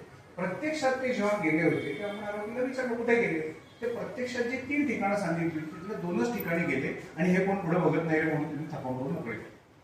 जेव्हा क्रॉसमध्ये हा प्रश्न उभा राहिला की तुम्ही प्लांटिंग केलं का तुम्ही जेन्युइन इन्व्हेस्टिगेशन केलं, I you had no words to run away. Murder मधल्या आरोपीला पहिल्या दिवशी कधीही बेल मिळणार नव्हता. मी त्या दिवशी शहरात आणून कितीही जरी सांगितलं असतं तरी कोर्टाने मॅक्सिमम मला मॅजिस्ट्रेरियल कस्टडी दिली असती, त्याच्यापलीकडे काही झालं नसतं.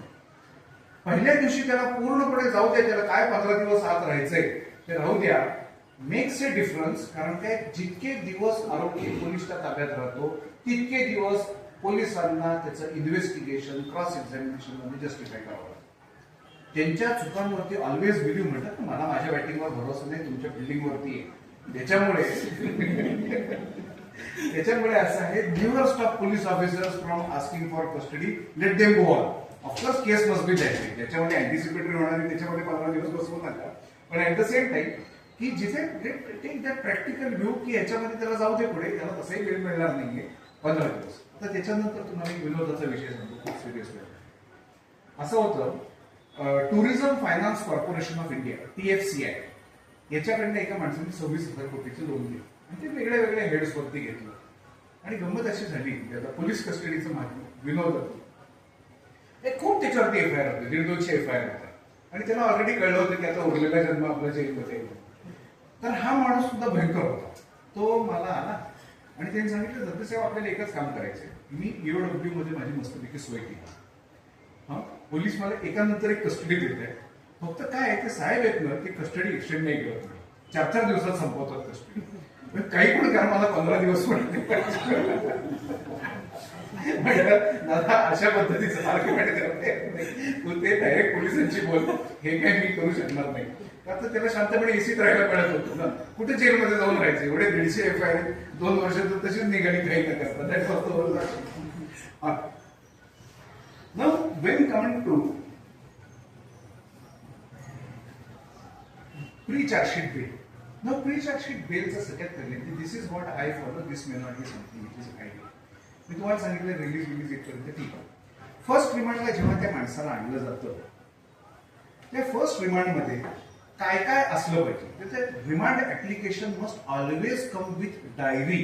ही डायरी कुठली तर केस डायरी. अनेक लोकांना असं वाटतं की स्टेशन डायरी, ऍब्सोल्युटली ना, केस डायरी बरोबर आलं पाहिजे. त्याच्यानंतर त्याला प्रोड्यूस करताना पहिलं जे त्याचं प्रोडक्शन असतं before court, it is always in person. पहिल्यांदा जेव्हा कोर्टात त्याला हजर केलं जातं तेव्हा it is always in person. Audio video linkage जे आहे ते सबसिक्वेंट रिमांडसाठी. पहिल्या दिवशी यू कॅन म्हणतात ना fight out a remand application just by pointing out की ह्याला ऑडिओ व्हिडिओ लिंकेजने आणलं आहे, which is impermissible. Now how important it is की समजा तो दुसऱ्या जेलमध्ये बंद आहे, अशा अवस्थेत सुद्धा त्याला ऑडिओ व्हिडिओनी आणताच येत नाही, त्याला इन पर्सनच आणलं पाहिजे. ते न आणणं is complete disregard of law. अशा पद्धतीने रिमांड कधी देताच येणार. त्याच्यानंतर पुढचा प्रश्न असा येतो की ड्युरेशन ऑफ पोलीस कस्टडी. त्याच्यामध्ये 60 दिवस आणि 90 दिवसाचा आपण गुन्हे असतात.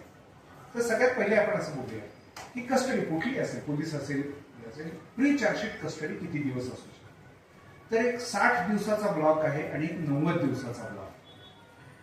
तर सहजपणे लोक काय म्हणतात 90 दिवस कधी, 10 वर्ष लाईफ डेथ 90 दिवस, that's all. I would want to say की एक नुआन्स त्याच्यामध्ये बाकी, त्याच्यामध्ये नुआन्स असा बाकी आहे की 10 वर्ष लाईफ डेथ इथपर्यंत ठीक आहे, पण जर ती punishment life imprisonment or ordinary imprisonment असेल, death or imprisonment of life असेल, that is the end of it. पण जर imprisonment of life or rigorous imprisonment extending up to so and so अशी जर ती केस असेल तर अंडर द सर्कमस्टन्सेस ही जी 10 वर्ष आहेत ना, ती 10 वर्ष must be minimum sentence. I will give you illustration. Let us say जुना 467 सर माझं नवीन सेक्शन मी भयंकर कन्फ्युज आहे त्याच्या बाबतीत, ज्याच्यामध्ये पनिशमेंट होती rigorous imprisonment up to 10 years, forgery of valuable security or link याच्यामध्ये, ऑर इम्प्रिझनमेंट ऑफ लाईफ, अशा पद्धतीची पनिशमेंट होती. प्रश्न असा आहे की हे जो 467 चा विषय येतो त्या 467 मध्ये मॅक्सिमम किती, 60 दिवस का 90 दिवस? दी आन्सर इज की सिन्स 467 मध्ये एक पनिशमेंट इम्प्रिझनमेंट फॉर लाईफ आहे, बरोबर आहे, पण दुसरी जी पनिशमेंट आहे त्यातली ती मिनिमम 10 वर्ष नाहीये, अप टू 10 years. जर तुम्ही 187 परत बघितला तर 10 years or upwards, death, imprisonment for life, 10 years or upwards. That is the wording of 187. So to make it to 90 days, the offense must be death, imprisonment for life, 10 years or upwards. जर त्याला 3 वर्ष सुद्धा शिक्षा देता येते अशा गुन्ह्यामध्ये, imprisonment for life or punishment up to 10 years, the period is always 60 days. No doubt about it. That is the answer. एकदा 187 मधला सेकंड पार्ट बघू. त्यानंतर अजून एक विषय येतोय, पोलिसांचा आवडतीचा विषय आहे, तो म्हणजे 420 जो असतो ते एकत्र जातात का नाही, लेटस कीप इट असेल, पण लेटस एक क्रिमिनल ब्रीच ऑफ ट्रस्टचा गुन्हा आहे. सगळ्यात पहिल्यांदा ते पहिल्या दिवशी लढणार 406, जेणेकरून त्याला 60 दिवस मिळतात. आणि 59व्या दिवशी त्यांचा गजर वाजला की ते म्हणणार साहेब आम्ही 409 सुद्धा ऍड केला, आता याला पुढचे नंबर घेऊ, 30 दिवस आला असतो. Favourite tactic, but then that tactic comes at a cost. Problem असा आहे की एक औरंगाबाद बेस्टचं देशमुख साहेबांचं जजमेंट आहे. What it says is, it says that logic त्यातलं इंटरेस्टिंग आहे. लॉजिक असं आहे की जेव्हा तुम्ही नवीन गुन्हा लावता तेव्हा त्या गुन्ह्यावरती रिमांड मिळावं का मिळू नये बिकम्स हिज फर्स्ट रिमांड. बरोबर, त्या गुन्ह्यावरती त्याची ती पहिली रिमांड होते आणि त्यामुळे जर तुम्हाला गुन्हा ऍड करायचा असला तर मग मात्र आयोने त्याला नोटीस दिली पाहिजे, त्याचं म्हणणं ऐकून घेतलं पाहिजे, मगच एक्सटेंड केलं पाहिजे. नुसतंच मी कागद घेऊन आलो, it is bound to be said की बाबा हा नवीन गुन्ह्यावरती नोटीसचं हिअरिंग झालं नव्हतं, त्याला पुढचे 30 दिवस देताच येणार नाही, एंड रिझल्ट विल बी या माणसाला डिफॉल्ट बिल मिळेल. Alright, there is one more aspect. I hope मी एवढा पॉईंट वॉज क्लिअर. काय येते नवीन जर तुम्ही म्हणतात ना ते 10 years अपवर्ड्स लाईफ डेथ वाला जर गुन्हा नंतर ऍड केला द प्रॉब्लेम विल बी की त्याला विदाउट हिअरिंग तुम्ही त्याला एक्सटेंडच करू शकता. नेक्स्ट, नाव हे जे दिवस आहेत ते दिवस कसे मोजायचे, तर दिवस कसे मोजायचे तर it is not from the day of first remand, it is from the instance of first remand. Now why I am using that, let us say 31 डिसेंबरला रात्री 11:58 एखाद्याला पहिली रिमांड देण्यात आली, तर 31 डिसेंबर आले काय 2च मिनिटं होती, हा मोजायचा का मोजायचा नाही, तर 1001% तो मोजायचा. That is Y remember it this way, those days 60 or 90 are to be computed from the instance of the first remand. What was the time when that first remand was given? जर त्याच्यात एक क्षण जरी एखाद्या दिवसाचा आला असला तरी तो पूर्ण दिवस पकडला जातो. कराडाचं मगाशी उदाहरण दिलं, 31 डिसेंबरला रिमांड दिली, त्याला ऑर्डर केली आणि हार्डली काहीतरी 1 तासभर राहिला होता, पण तरी सुद्धा 15 दिवस म्हणल्यानंतर ते 14 तारखेला संपलं, त्याच्या पलीकडे ते जाऊ शकत. तर मोजताना फ्रॅक्शन ऑफ डे असला तरी मोजायचे. पहिल्या रिमांडपासून अटक झाल्यापासून मोजायचं म्हणजे पहिल्या रिमांडपासून ते दिवस मोजायचे. आता 60 दिवस 90 दिवस इथपर्यंत ठीक आहे. अडचण काय होते की ज्या दिवशी 60 दिवस संपतात त्या दिवशी एक नवीन प्रश्न तयार होतो. I have seen it, experience it personally, की ज्या क्षणी तुम्ही म्हणतात ना, पोलीस लोकांचं एक चांगले की आपल्या फायद्याचे जे लोक असतात ते त्यांच्याशी इतकं गोड बोलतात, इतकं चांगलं वागतात की सगळे लोक त्यांना वश असतात.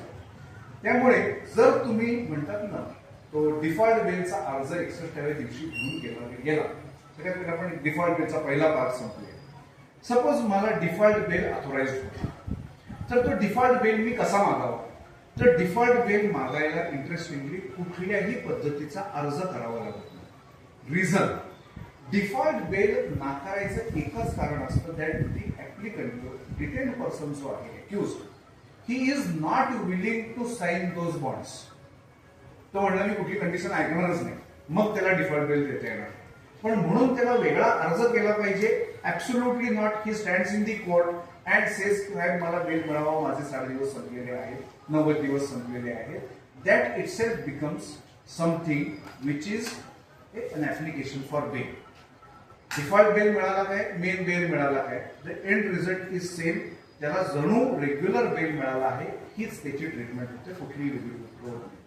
एक झालं डिफॉल्ट. नाव हा डिफॉल्ट बेल तुम्ही व्हर्बली सुद्धा करू शकता. आणि जनरली मी कुठल्या कोर्टामध्ये बाबा व्हर्बली बेल त्याचा म्हणतात ना, मी माझे 60 दिवस संपले आहेत ही गोष्ट साहेबांनी घेतलीच नाही रेकॉर्डवरती वगैरे, असं मी कधी बघितलं नाही, असं झालं नाही. But registry is not that strict. Now let us come to the default बेलचा जेव्हा तुम्ही अर्ज घेऊ, ज्या क्षणी तुम्ही म्हणता की माझा अर्ज घेऊन येतो आहे, की you will note one thing, ह्या जरा बघतो ते असं झालं तसं झालं, मला हे करावं लागेल ते करावं लागेल, सगळं काही होईल. आणि ते सांगतील पोलिसला सगळ्यात पहिले पुरतं पटकन ते आणा चार्जशीट, ते अर्ज घेऊन आले. आणि त्या दिस इज व्हॉट हॅपन्स. आणि कसं असतं की आपल्याकडे आता ते सांगत होते की आपले हळूहळू शिकायची पद्धत असते. तर नारळावरनं मी तुम्हाला एक विनोद सांगतो की ते नारळ काय माहितीये की आपल्या जुन्या पौरोहित्यामध्ये नरबळी द्यायची पद्धत होती, बरोबर आहे. ते नारळापासून तर 2 डोळे, त्याचं ते नाक वगैरे असतं, तो नारळ पडतो म्हणजे काय, तो नरबळीचा आपलं प्रतीक, असं ती त्याची पद्धत. आणि जस्ट लुक इट अप, ही सत्य असलेली गोष्ट आहे. तर चांगला वकील आणि चांगला डॉक्टर कोणाचं तरी नरबळी दिल्याशिवाय काही मदत नसते. एखाद्या इनोसंटला तुम्ही लाईफ रिप्रेझेंटेटिव्हला पोहोचवत नाही तोपर्यंत ते वकील बनत नाही. तर coming back to the topic, हे सगळं जे मी तुम्हाला सांगतो आहे की बाबा त्याच्याशी रजिस्ट्रेट वाद काय होतो, त्याचं कारण खूप डिझर्विंग केसेस मध्ये मी तो घालवून आलोय. असं समजू नका की बाबा मी पहिल्यांदाच काहीतरी माझ्या डोक्यात आलं. तर त्या क्षणी गेल्या गेल्या काय करायचं, तर माझा अर्ज किती वाजता आला ते म्हणायचं, त्याच्यावरती वेळ लिही. आणि जर वेळ लिहित नसेल तर तसं जाऊन साहेबांसमोर प्रोसेस द्यायची. रिझन बी की ज्या एकदा तो चार्जशीट आलं की त्यानंतर मला काल तो अर्ज करता आला असता, या उपरतीचा काहीही उपयोग नाही. डिफॉल्ट बेलचा अर्ज तोपर्यंतच तुम्ही ठेवू शकता जोपर्यंत चार्जशीट येत नाही. मग माझा अर्ज 1 मिनिट जरी आधी आला तरी सुद्धा माझा अर्ज आला होता, बरोबर. अजून एक पुढची गंमत असते ती म्हणजे समजा तुमचं एखादं बेल ऍप्लिकेशन पेंडिंग असेल आणि मधल्या काळामध्ये 60 दिवस पूर्ण झाले, तर काय करायचं, तर त्याच्यामध्ये प्रोसेस द्यायची. मी इतके वाजता प्रोसेस दिली. डिफॉल्ट बेलचा अर्ज रिक्वेस्ट ही बिना टायमिंग देणं पायावर धोंडा पाडून घेणं आहे. तुम्हाला नेहमीच जाणवेल की कुठल्याही डिफॉल्ट बेलच्या जस्ट 2 मिनिटं आधी चार्जशीट आलं होतं, हाच रिपोर्ट फायनली येईल. एस्पेशली ई फायलिंगमुळे हा विषय संपला. Now I am not that conversant with that e filing issue, पण हे शुअर शॉट होणाऱ्या गोष्टी. त्याच्यामुळे बिना डिफॉल्ट बेलच्या अर्जावरती 1001% वेळ ही लिहिलीच पाहिजे. म्हणजे प्रॅक्टिकल सांगायला गेलं तर बरंच काय काय आहे की एका रिमांडमध्ये कसे 4 वकील शेरायला होतात वगैरे, पण वकील हुशार झाले जातात की तो अर्ज डायरेक्ट साहेबांना देतात. ऐकून घेतो त्यांच्यावर. आता अजून एक विषय येतो. 2 things I just want to take. एक अजून एक विषय येतो म्हणजे एक्सटेन्शन ऑफ रिमांड. याच्यामध्ये आपण जितकं पुढे जाऊ तितकं पुढचं आहे. मी फक्त काय सांगते की कुठल्या लाईन्स वरती आपण रिसर्च केला पाहिजे. Extension of remand, we discussed about what is that first remand and then we are now talking about extension of remand. The extension of remand somehow police have taken की हा आपला अधिकारच आहे, त्याला एकदा हे दिलं की एक्सटेंड ही रिमांड होणारच. That is not the position. एकदा परत SCC वरती ते जे आहे 187 जुना 167 वरती मला मुखर्जी साहेबांचं एक judgment is very interesting. The judgment is interesting on the point की जर तुम्ही तो 167 जो जुना होता त्या नवीन आधी 187 जरी बघितला तरी ती सगळी procedure comes under one title and that is procedure when investigation cannot be completed within 24 hours. Ordinarily पोलिसांनी अटक केली की कोर्टासमोर हजर करायच्या आधी सगळं ते चार्जशीटच्या सकटच त्याला हजर करायचं. जनरल आता आम्हाला त्याला रिमांड द्या, 90 दिवस त्याला बसू दे, नंतर उद्याचं उद्या बघू, that is not the fact. The requirement of law is की त्याला पहिल्या हजेरच्या वेळेला चार्जशीट हातामध्ये द्यायचं.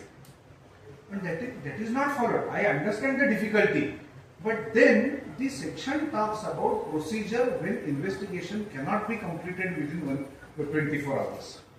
Now we are talking of subsequent remands. Subsequent remands must categorically state as to आज सुद्धा माझं इन्व्हेस्टिगेशन का संपलं नाही. 60 किंवा 90 दिवस ही अपर लिमिट आहे. याचा अर्थ मधले दिवस पोलिसांनी गृहीत धरावेत असं बिलकुल नाही. Please look up that judgment. पहिले मी सांगितलं होतं की आपण कायदा समजून घेऊ, जजमेंट करूया नको, पण देन समजून घेताना हा मुद्दा जरूर बघा की सबसिक्वेंट रिमांडचे अर्ज जे आहेत they must always justify continued detention. This is a continually accruing cause of action. पहिल्या दिवशी तुम्हाला डिटेन करायला कारण होतं याचा अर्थ 85-87 दिवस सुद्धा त्याला डिटेन करायला कारण आहे असा त्याचा अर्थ बनत नाही. So A remand application which is so casually made की ज्याच्यामध्ये तुम्ही त्याचं आजही इन्व्हेस्टिगेशन का संपलं नाही हे जस्टिफाय करत नाही. Even magisterial custody remand cannot be extended. Now with that, मला असं वाटतं की प्री चार्जशीट बेल मध्ये जे बॉडीली ऑफेन्सेस असतात, now we will talk of bail very short period. काही ऑफेन्सेस असतात की ज्याच्यामध्ये कन्व्हेन्शन म्हणून एकदा पोलीस कस्टडी सुद्धा 5 दिवसाची 6 दिवसाची याच्या पलीकडे मी कधी बघितलं की काही ऑफेन्सेस मध्ये एकदा ती पोलीस कस्टडी संपली की फॉर्मॅलिटी म्हणून बेल होणार असतो. For best illustration can be prevention of corruption act. त्याच्यामध्ये कारण काय की त्या क्षणी त्याचे ते ढसे घेऊन झाले की बा तो काही कुठला गँगस्टर पकडलेला नाही, त्याच्यामुळे त्याला बेलवर न सोडायचं काही कारणच नाही. ज्या क्षणी पोलीस कस्टडी संपली त्या क्षणी त्या माणसाला बेल मिळणारच असतो. That is one thing. दुसरी गोष्ट की ऑफेन्सेस ज्याच्यामध्ये डॉक्युमेंटरी एव्हिडन्स आहे त्याच्यामध्ये एकदा पोलीस कस्टडी संपल्यानंतर त्याला 8 आठवड्यात तू त्या डिस्ट्रिक्टमध्ये जाऊ नकोस वगैरे वगैरे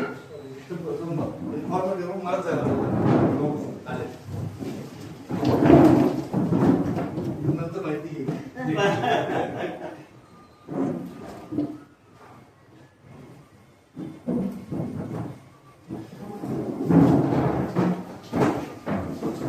आता मी तुम्हाला सगळ्या आतल्या गोष्टी सांगतो. काही नाही शेवटी. Yes. I was talking about spiritus, Mr. Kalusar. Documentary We were talking of pre-charging day. काही गुन्हे असे असतात पीसी ऍक्टचा गुन्हा याच्यामध्ये त्याला हात ठेवून काय मिळणार, काहीच मिळणार नाही. पोलीस कस्टडी संपलीचं इक्वल इज आता याला बेलवरती सोडा. दुसरी गोष्ट अशी असते की बाबा तुमचं डॉक्युमेंटरी एव्हिडन्स आहे त्याच्यामध्ये त्याला हात ठेवून काय मिळणार आहे, काहीच मिळणार नाही. तर हे जे आहे that is something which you can get pre chargesheet bail. पण जेव्हा बॉडीली ऑफेन्सेस असतात तेव्हा प्री चार्जशीट बेल मागावा का इथपासून प्रश्न असतो. त्याचं कारण असं असतं की जर तुम्ही मागितलात तर पोलीस लोक सरळपणे तुम्हाला बाहेर जाऊन देतील असं नाही. पहिली गोष्ट तर मिळणार नाही. दुसरी गोष्ट तर मिळाला जरी तरी एक नवीन अपकमिंग ट्रेंड आहे ते म्हणजे आयोच लोकांना बोलवून घेतात आणि सांगतात यांनी बाहेरून मला दुर्गती केली म्हणून नवीन बनावे. That is what they do. त्याच्यामुळे अशा केसेसमध्ये काय होतं की जर तुम्हाला प्री चार्जशीट बेल कॅन्सल होऊन बसला तर मात्र तुम्ही पायावरती धुंडा पाडून घ्यायचा. त्याच्यामुळे अशा पद्धतीचं प्री चार्जशीट बेल कितपत मूव्ह करावा it will depend on facts and circumstances. काही ज्या केसेस आहेत तिथे डॉक्युमेंटरीज केसेस आहेत you can always get. There is one more aspect की जेव्हा तुम्ही बेलची पॅरिटी क्लेम करता प्री चार्जशीट मध्ये पॅरिटी क्लेम करता आणि प्री चार्जशीट मध्ये अजून एक असतं ते म्हणजे सहआरोपीच्या स्टेटमेंटवरती याला बेल मारतात. बरोबर, सगळ्यात पहिली गोष्ट आपण पॅरिटीचा जेव्हा कायदा बघतो तेव्हा how far it will be applicable to pre chargesheet bails is a debatable topic. I will tell you the reason. Parity must be in three things. It must be role, material, and evidentiary value. तीन गोष्टी, role, material, and evidentiary value, मगच parity मिळते. आम्ही सगळ्यांनी मिळून त्याला मारला होता, त्याच्यामुळे त्याला सोडला तर साहेब मला सुद्धा सोडा. दिस इज नॉट पॅरिटी. साहेब त्यांनी तर डोक्यामध्ये स्टंप घातला होता, मी तर फक्त विटच मारली होती, आता काय झालं त्या सोडून. That is not parity. I tell you the reason.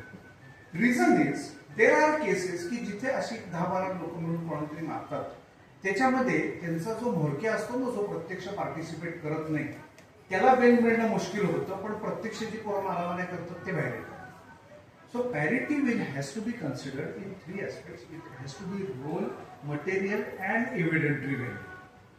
Suppose there is a juvenile की ज्याला juvenile justice care and protection act मुळे बेल मिळाले, I can never claim parity based.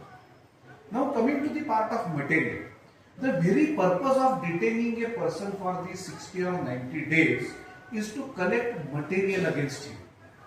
त्याच्यामुळे parity bail before filing of charge sheet is a very dangerous thing.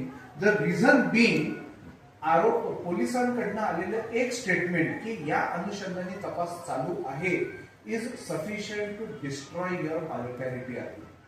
त्याच्यामुळे ते parity bell is something की ज्याच्यात success मिळेलच का नाही मिळणार, this is a difficult thing and we are not talking of that material. Now when we talk of material, मी तुम्हाला 3 गोष्टी सांगितल्या, role, material and evidentiary value. खूप वेळा काय होतं की जेव्हा आयोग, अरे बाबा खूप वेळा असं होतं की जेव्हा आयोग हा एखादी गोष्ट मांडत असतो तेव्हा तो कोर्टामध्ये सांगतो की मला सह आरोपीने सांगितलं.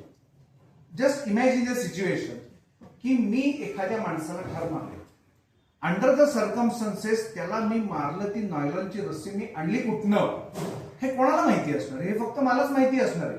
बरोबर आहे, त्यांनी ती मला मुद्दाम ही बघा माणसाला मारायसाठी आम्ही स्पेशल बनवतो, हीच ती रस्सी आहे हे सांगून जी अबेटमेंट केली आहे ते कोणाला माहिती असणार आहे, मलाच माहिती असणार.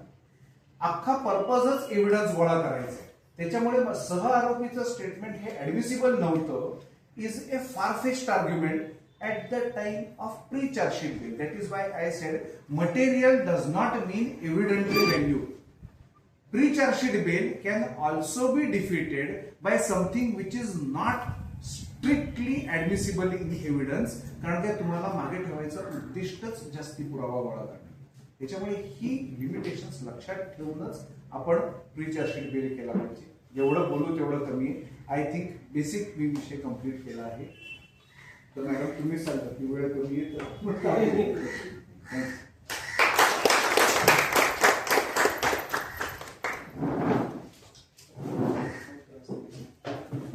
कोणाला प्रश्न असतील तर प्लीज, प्रश्न असतात तुमच्या.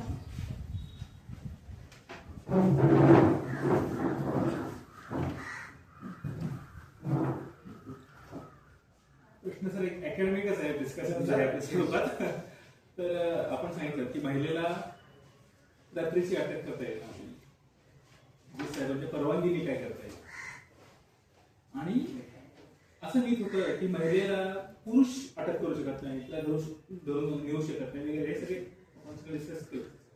पण आपण जर हे केलं, एखादी महिला खरं तर गन घेऊन ओपन फायर करते, तिचं ते गन डाऊन करायचं आहे आणि ही सगळी सिच्युएशन रात्री 2 वाजता चालू आहे, तर अशा वेळेला तिला फोर्सफुली ती अटॅक वगैरे अशी करता येईल का, केलेलं किंवा अशा प्रकारे गन डाऊन केलं ना, किंवा अशा प्रकारे तिला हे करून अटॅक असॉल्ट करून तिला ताब्यात घेणार legally. I got your point. काय माहिती का, तो जे महिलेला अटक करायचं आहे थोडस त्याच्यामध्ये म्हणतात ना ड्राफ्ट्समन एरर हॅज करते. ड्राफ्ट्समन एरर म्हणजे काय की थोडं दुसरं ट्रान्सफर ऑफ प्रॉपर्टी मध्ये शब्द सेक्शन 5 आहे ना, what amounts to conveyance property whether in present or in future. It talks about conveyance in present or in future, not property. Property must be in existence. पण त्याला म्हणायचं एक होतं लिहून दुसरं काय. तर त्या म्हणतात ड्राफ्ट्समन एरर. तसा या सेक्शन 43 मध्ये सुद्धा आहे ना draftsman error. What they wanted to say was that महिलेला जर पुरुषांनी अटक करायची असली तर circumstances must otherwise warrant. That is what it meant की तिला जर अंगाला हात लावून पुरुषांनी अटक करायची असेल तर under the circumstances must warrant. आणि त्याच्यामध्ये तुम्ही जो सर्कमस्टन्स सांगितला फायरिंगच करते तर पोलीस अधिकारी काय दॅट विल फिट इन. पण जर तुम्ही त्याचं बेअर वर्डिंग बघितलं ना तर ते असं विचित्र वर्डिंग आहे की ज्याच्यामध्ये अशा जर रात्र झाली असेल दिवस असेल ती फायरिंग करत असेल पुरुष अधिकारी 100% अटक करू शकतो.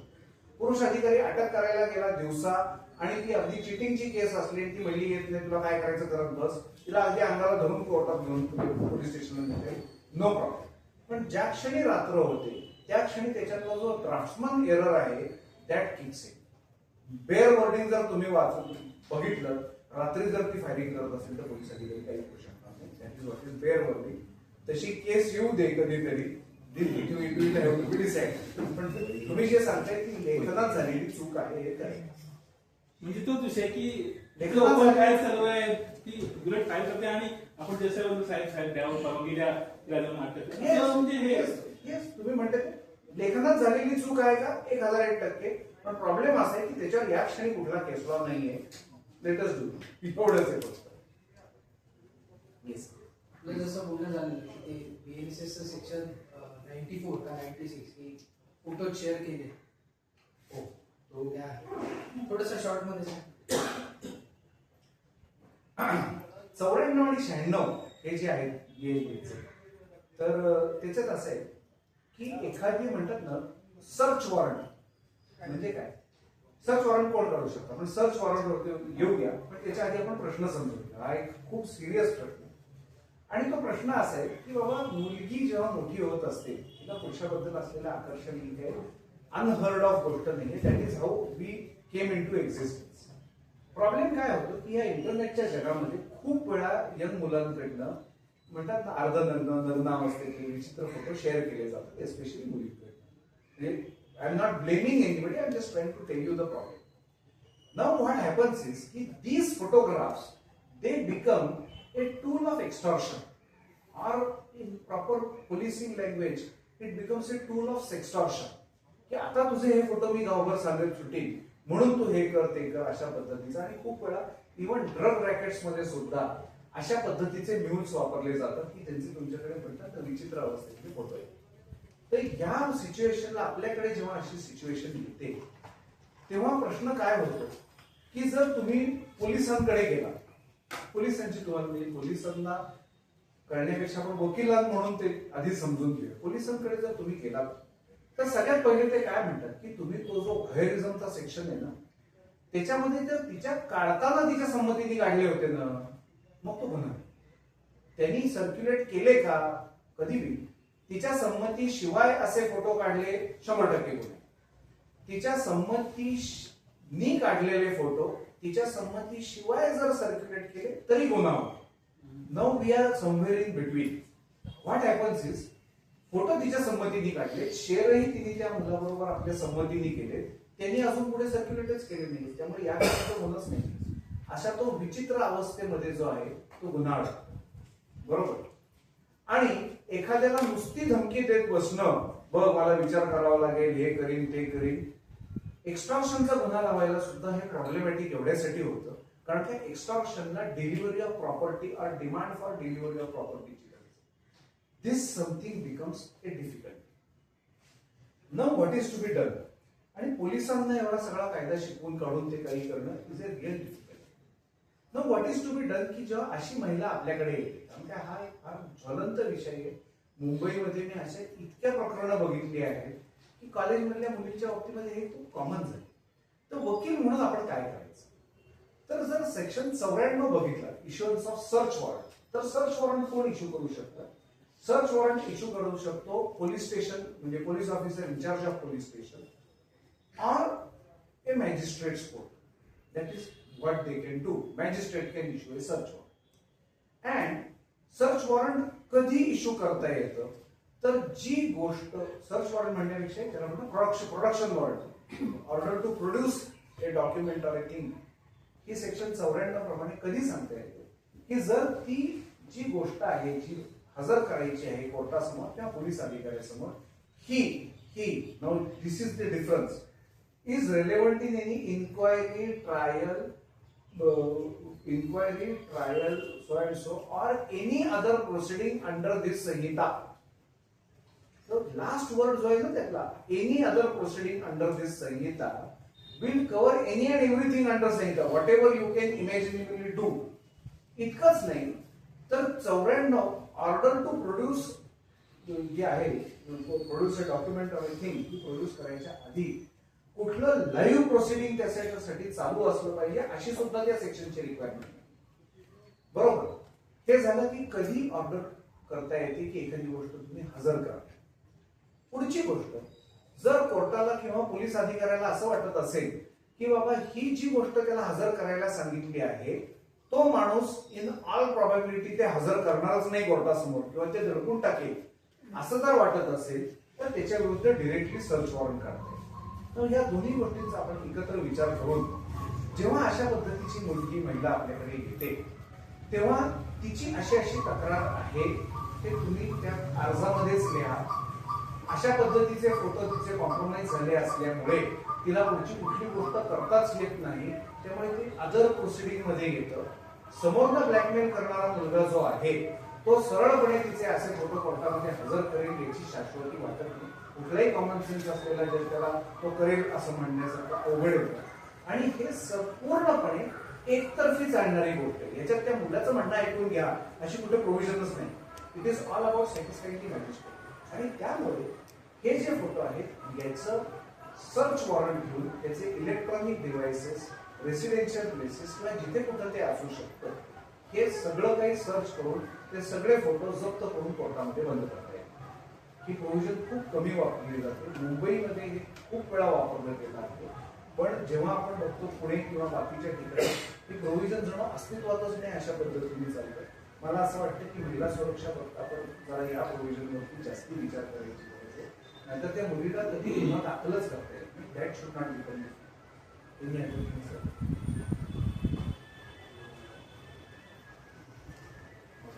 Thank you sir. आजच्या आपल्या विषयाला मला एवढं कळलं की bail is like a trailer of the proceedings.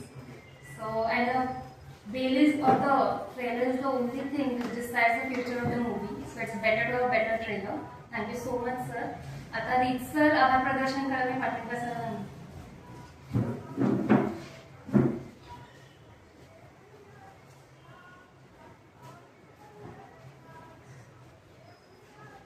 आभार प्रदर्शनाच्या आधी मला एक महत्त्वाची घोषणा करायची आहे. आपल्याला सगळ्यांना माहिती आहे की आपण अधिवक्ता परिषदेची हे शाखा चालू केली तेव्हा पहिलंच इलेक्शन आपलं झालं ते आपले ज्येष्ठ विधिज्ञ सावंत साहेब त्यांचं उलट तपासणी या विषयावर आपलं लेक्चर घेतलं होतं. त्याच्यानंतर आपण अनेक प्रकारची लेक्चर्स ते अटेंड केली, सगळ्यांनी अटेंड केली. त्यातून गुरुपौर्णिमेचे उत्साह पण साजरे केले. आज तसे चांगल्या प्रकारचे कार्यक्रम आपण ते राबवते. आता ह्या सगळ्या जे काय आपण करतोय याच्यामध्ये सावंत साहेबांचा आपल्याला निश्चितच खंबीर पाठिंबा आजपर्यंत लाभा झालेला आहे. त्यामुळे आपल्या अधिवक्ता परिषदेचं जे काही पालक अधिवक्ता म्हणून जे काही पद आहे ते गृह शाखेतर्फे सावंत साहेबांनी स्वीकारावं अशी आम्ही त्यांना विनंती केली होती आणि ती विनंती त्यांनी मान्य केलेली आहे. त्यामुळे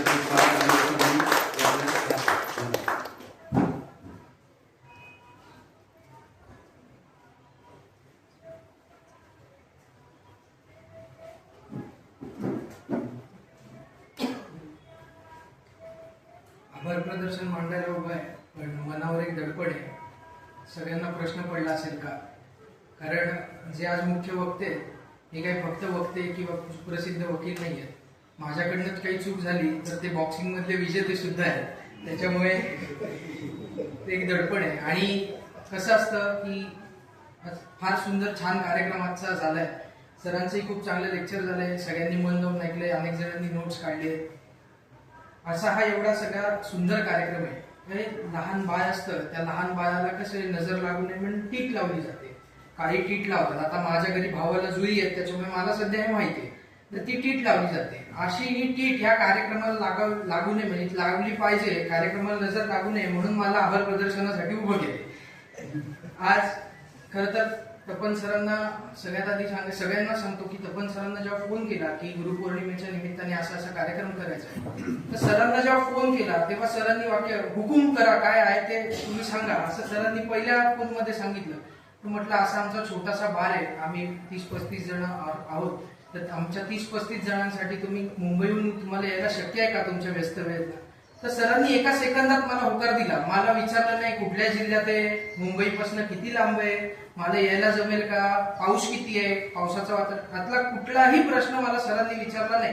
सरांनी एका सेकंदात सांगितलं की हो मी यायला तयार आहे. आता थोडं पुढे जाऊन सांगायचं तर सगळ्यात मोठे मुंबईपासून व्यक्ती येणार आहे, म्हणजे सगळ्यात महत्वाचा आपल्यातला फीचा विषय, त्यांचा मानधनाचा विषय, तो आपण विचारला पाहिजे. मी सरांना विचारलं की सर तुमचं मानधन, ते मला म्हणाले मानधन काही नाही, मी येणार एवढं नक्की. बरं आता आपण मानधन पण देणार नाही, मग त्यांचं काही इथे व्यवस्थित त्यांचे पाहुणचार झाला पाहिजे. आज मुंबईपासून येणार आहे, त्यांना म्हटलं सर तुमची राहायची व्यवस्था रात्री अपरात्री तुम्ही जाणार नाही, ते काही मी तुमच्यावर टाकणार नाही, तो सुद्धा खर्च मी करणार. इतका म्हणजे गुरुपौर्णिमेच्या निमित्ताने ते आपल्याकडे म्हटलं जातं की ज्ञान दिल्याने ज्ञान वाढते.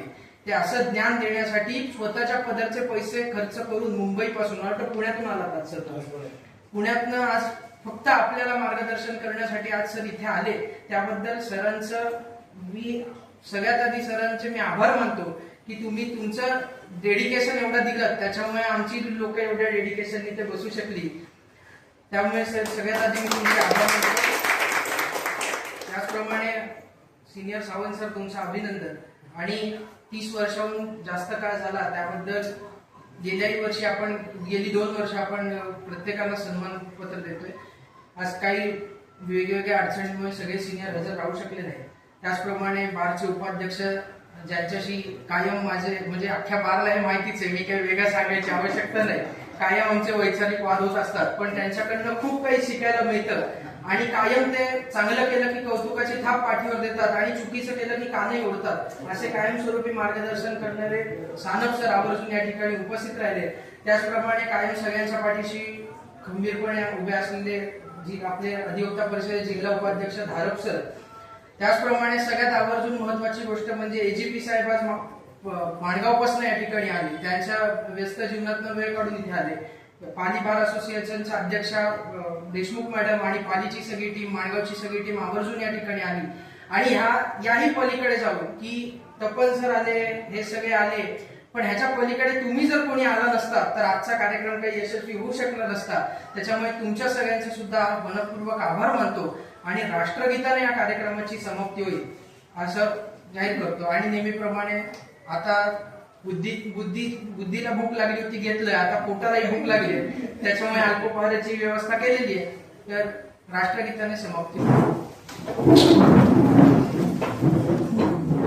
सगळ्यात महत्वाचं सांगायचं, संचालन बिचारा जो सूत्रसंचालन करतो तो कायम दुर्लक्षित राहतो, पण सूत्रसंचालन हे मॅडमनी खूप समयसूचकतेने केलं. प्रास्ताविक सुद्धा सानप मॅडमनी खूप सुंदर केलं, त्याबद्दल त्यांचेही आभार मानतो. वक्ता परिचयही खूप मोजक्या शब्दात, खरं तर सरांचा खूप मोठा परिचय आहे पण तो खूप मोजक्या शब्दात त्यांनी मांडला, त्याच्याबद्दल त्यांचेही आभार मानतो. लिमिटेशन ऍक्टचं सगळ्यांनी पुरेपूर पालन केलं असं म्हणतो आणि मी थांबतो. धन्यवाद.